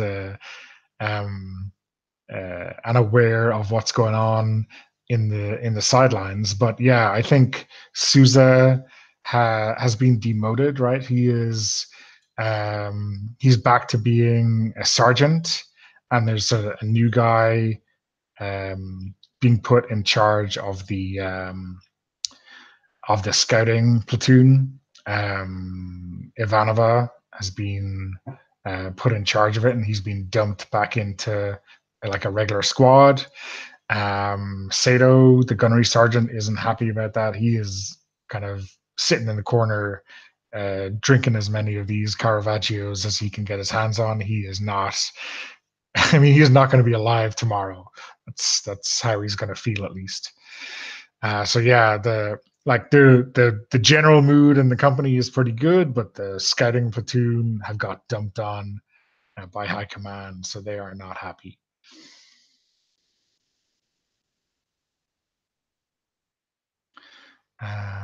Yeah, so let's see if we can get one more scene for everyone, or the lottie, and then we can wrap up. Ari, any other ideas for what MT is up to? Maybe the next day, or maybe during the party? The last scene we see of MT is looking up his brother's files, and everything comes up deleted, like it doesn't even exist. Like somebody's removed all this stuff. 229 has basically been just scratched out of existence, and he sits back and rubs his chin and is thinking about what the hell that means.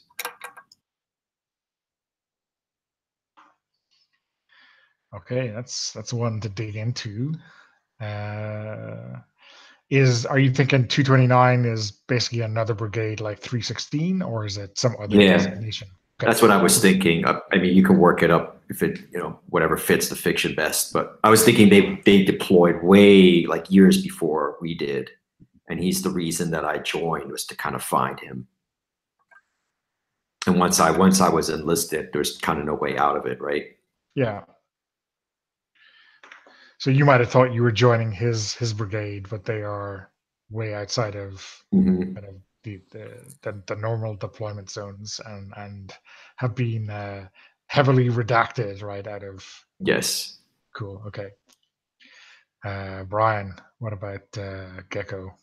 So Gecko has a pretty good night up till pretty late, and the party goes pretty smoothly for this lot. But at one point, there is a minor scuffle that breaks out near Gecko, and he's not even involved. Doesn't know anyone associated with it. But a punch goes wild and actually clocks him upside the head instead of the person it was intended for. And he wakes up in the infirmary the day after, hungover and hurting in the head more than just the hungover would account for, with the sense that his luck has run out and this next mission is not going to go smoothly.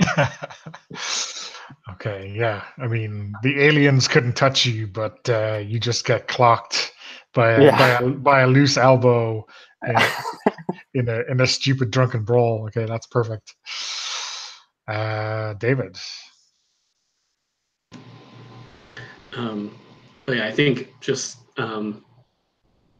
perfectly within character of the professor. He's maybe just has, if this is like a movie, you see like the title of the book that in his fingers, like where he's reading, and it's just like responsibilities of corporal. And as you zoom out, it's just like over his like chest, and he's like just passed out, like just in a drunken stupor. It's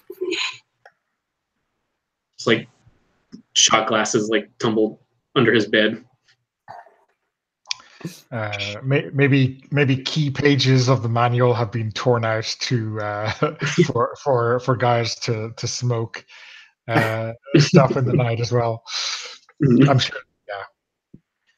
Yeah. Okay. Awesome. Okay. We'll leave it there. So I'm gonna stop broadcast and we can hang around.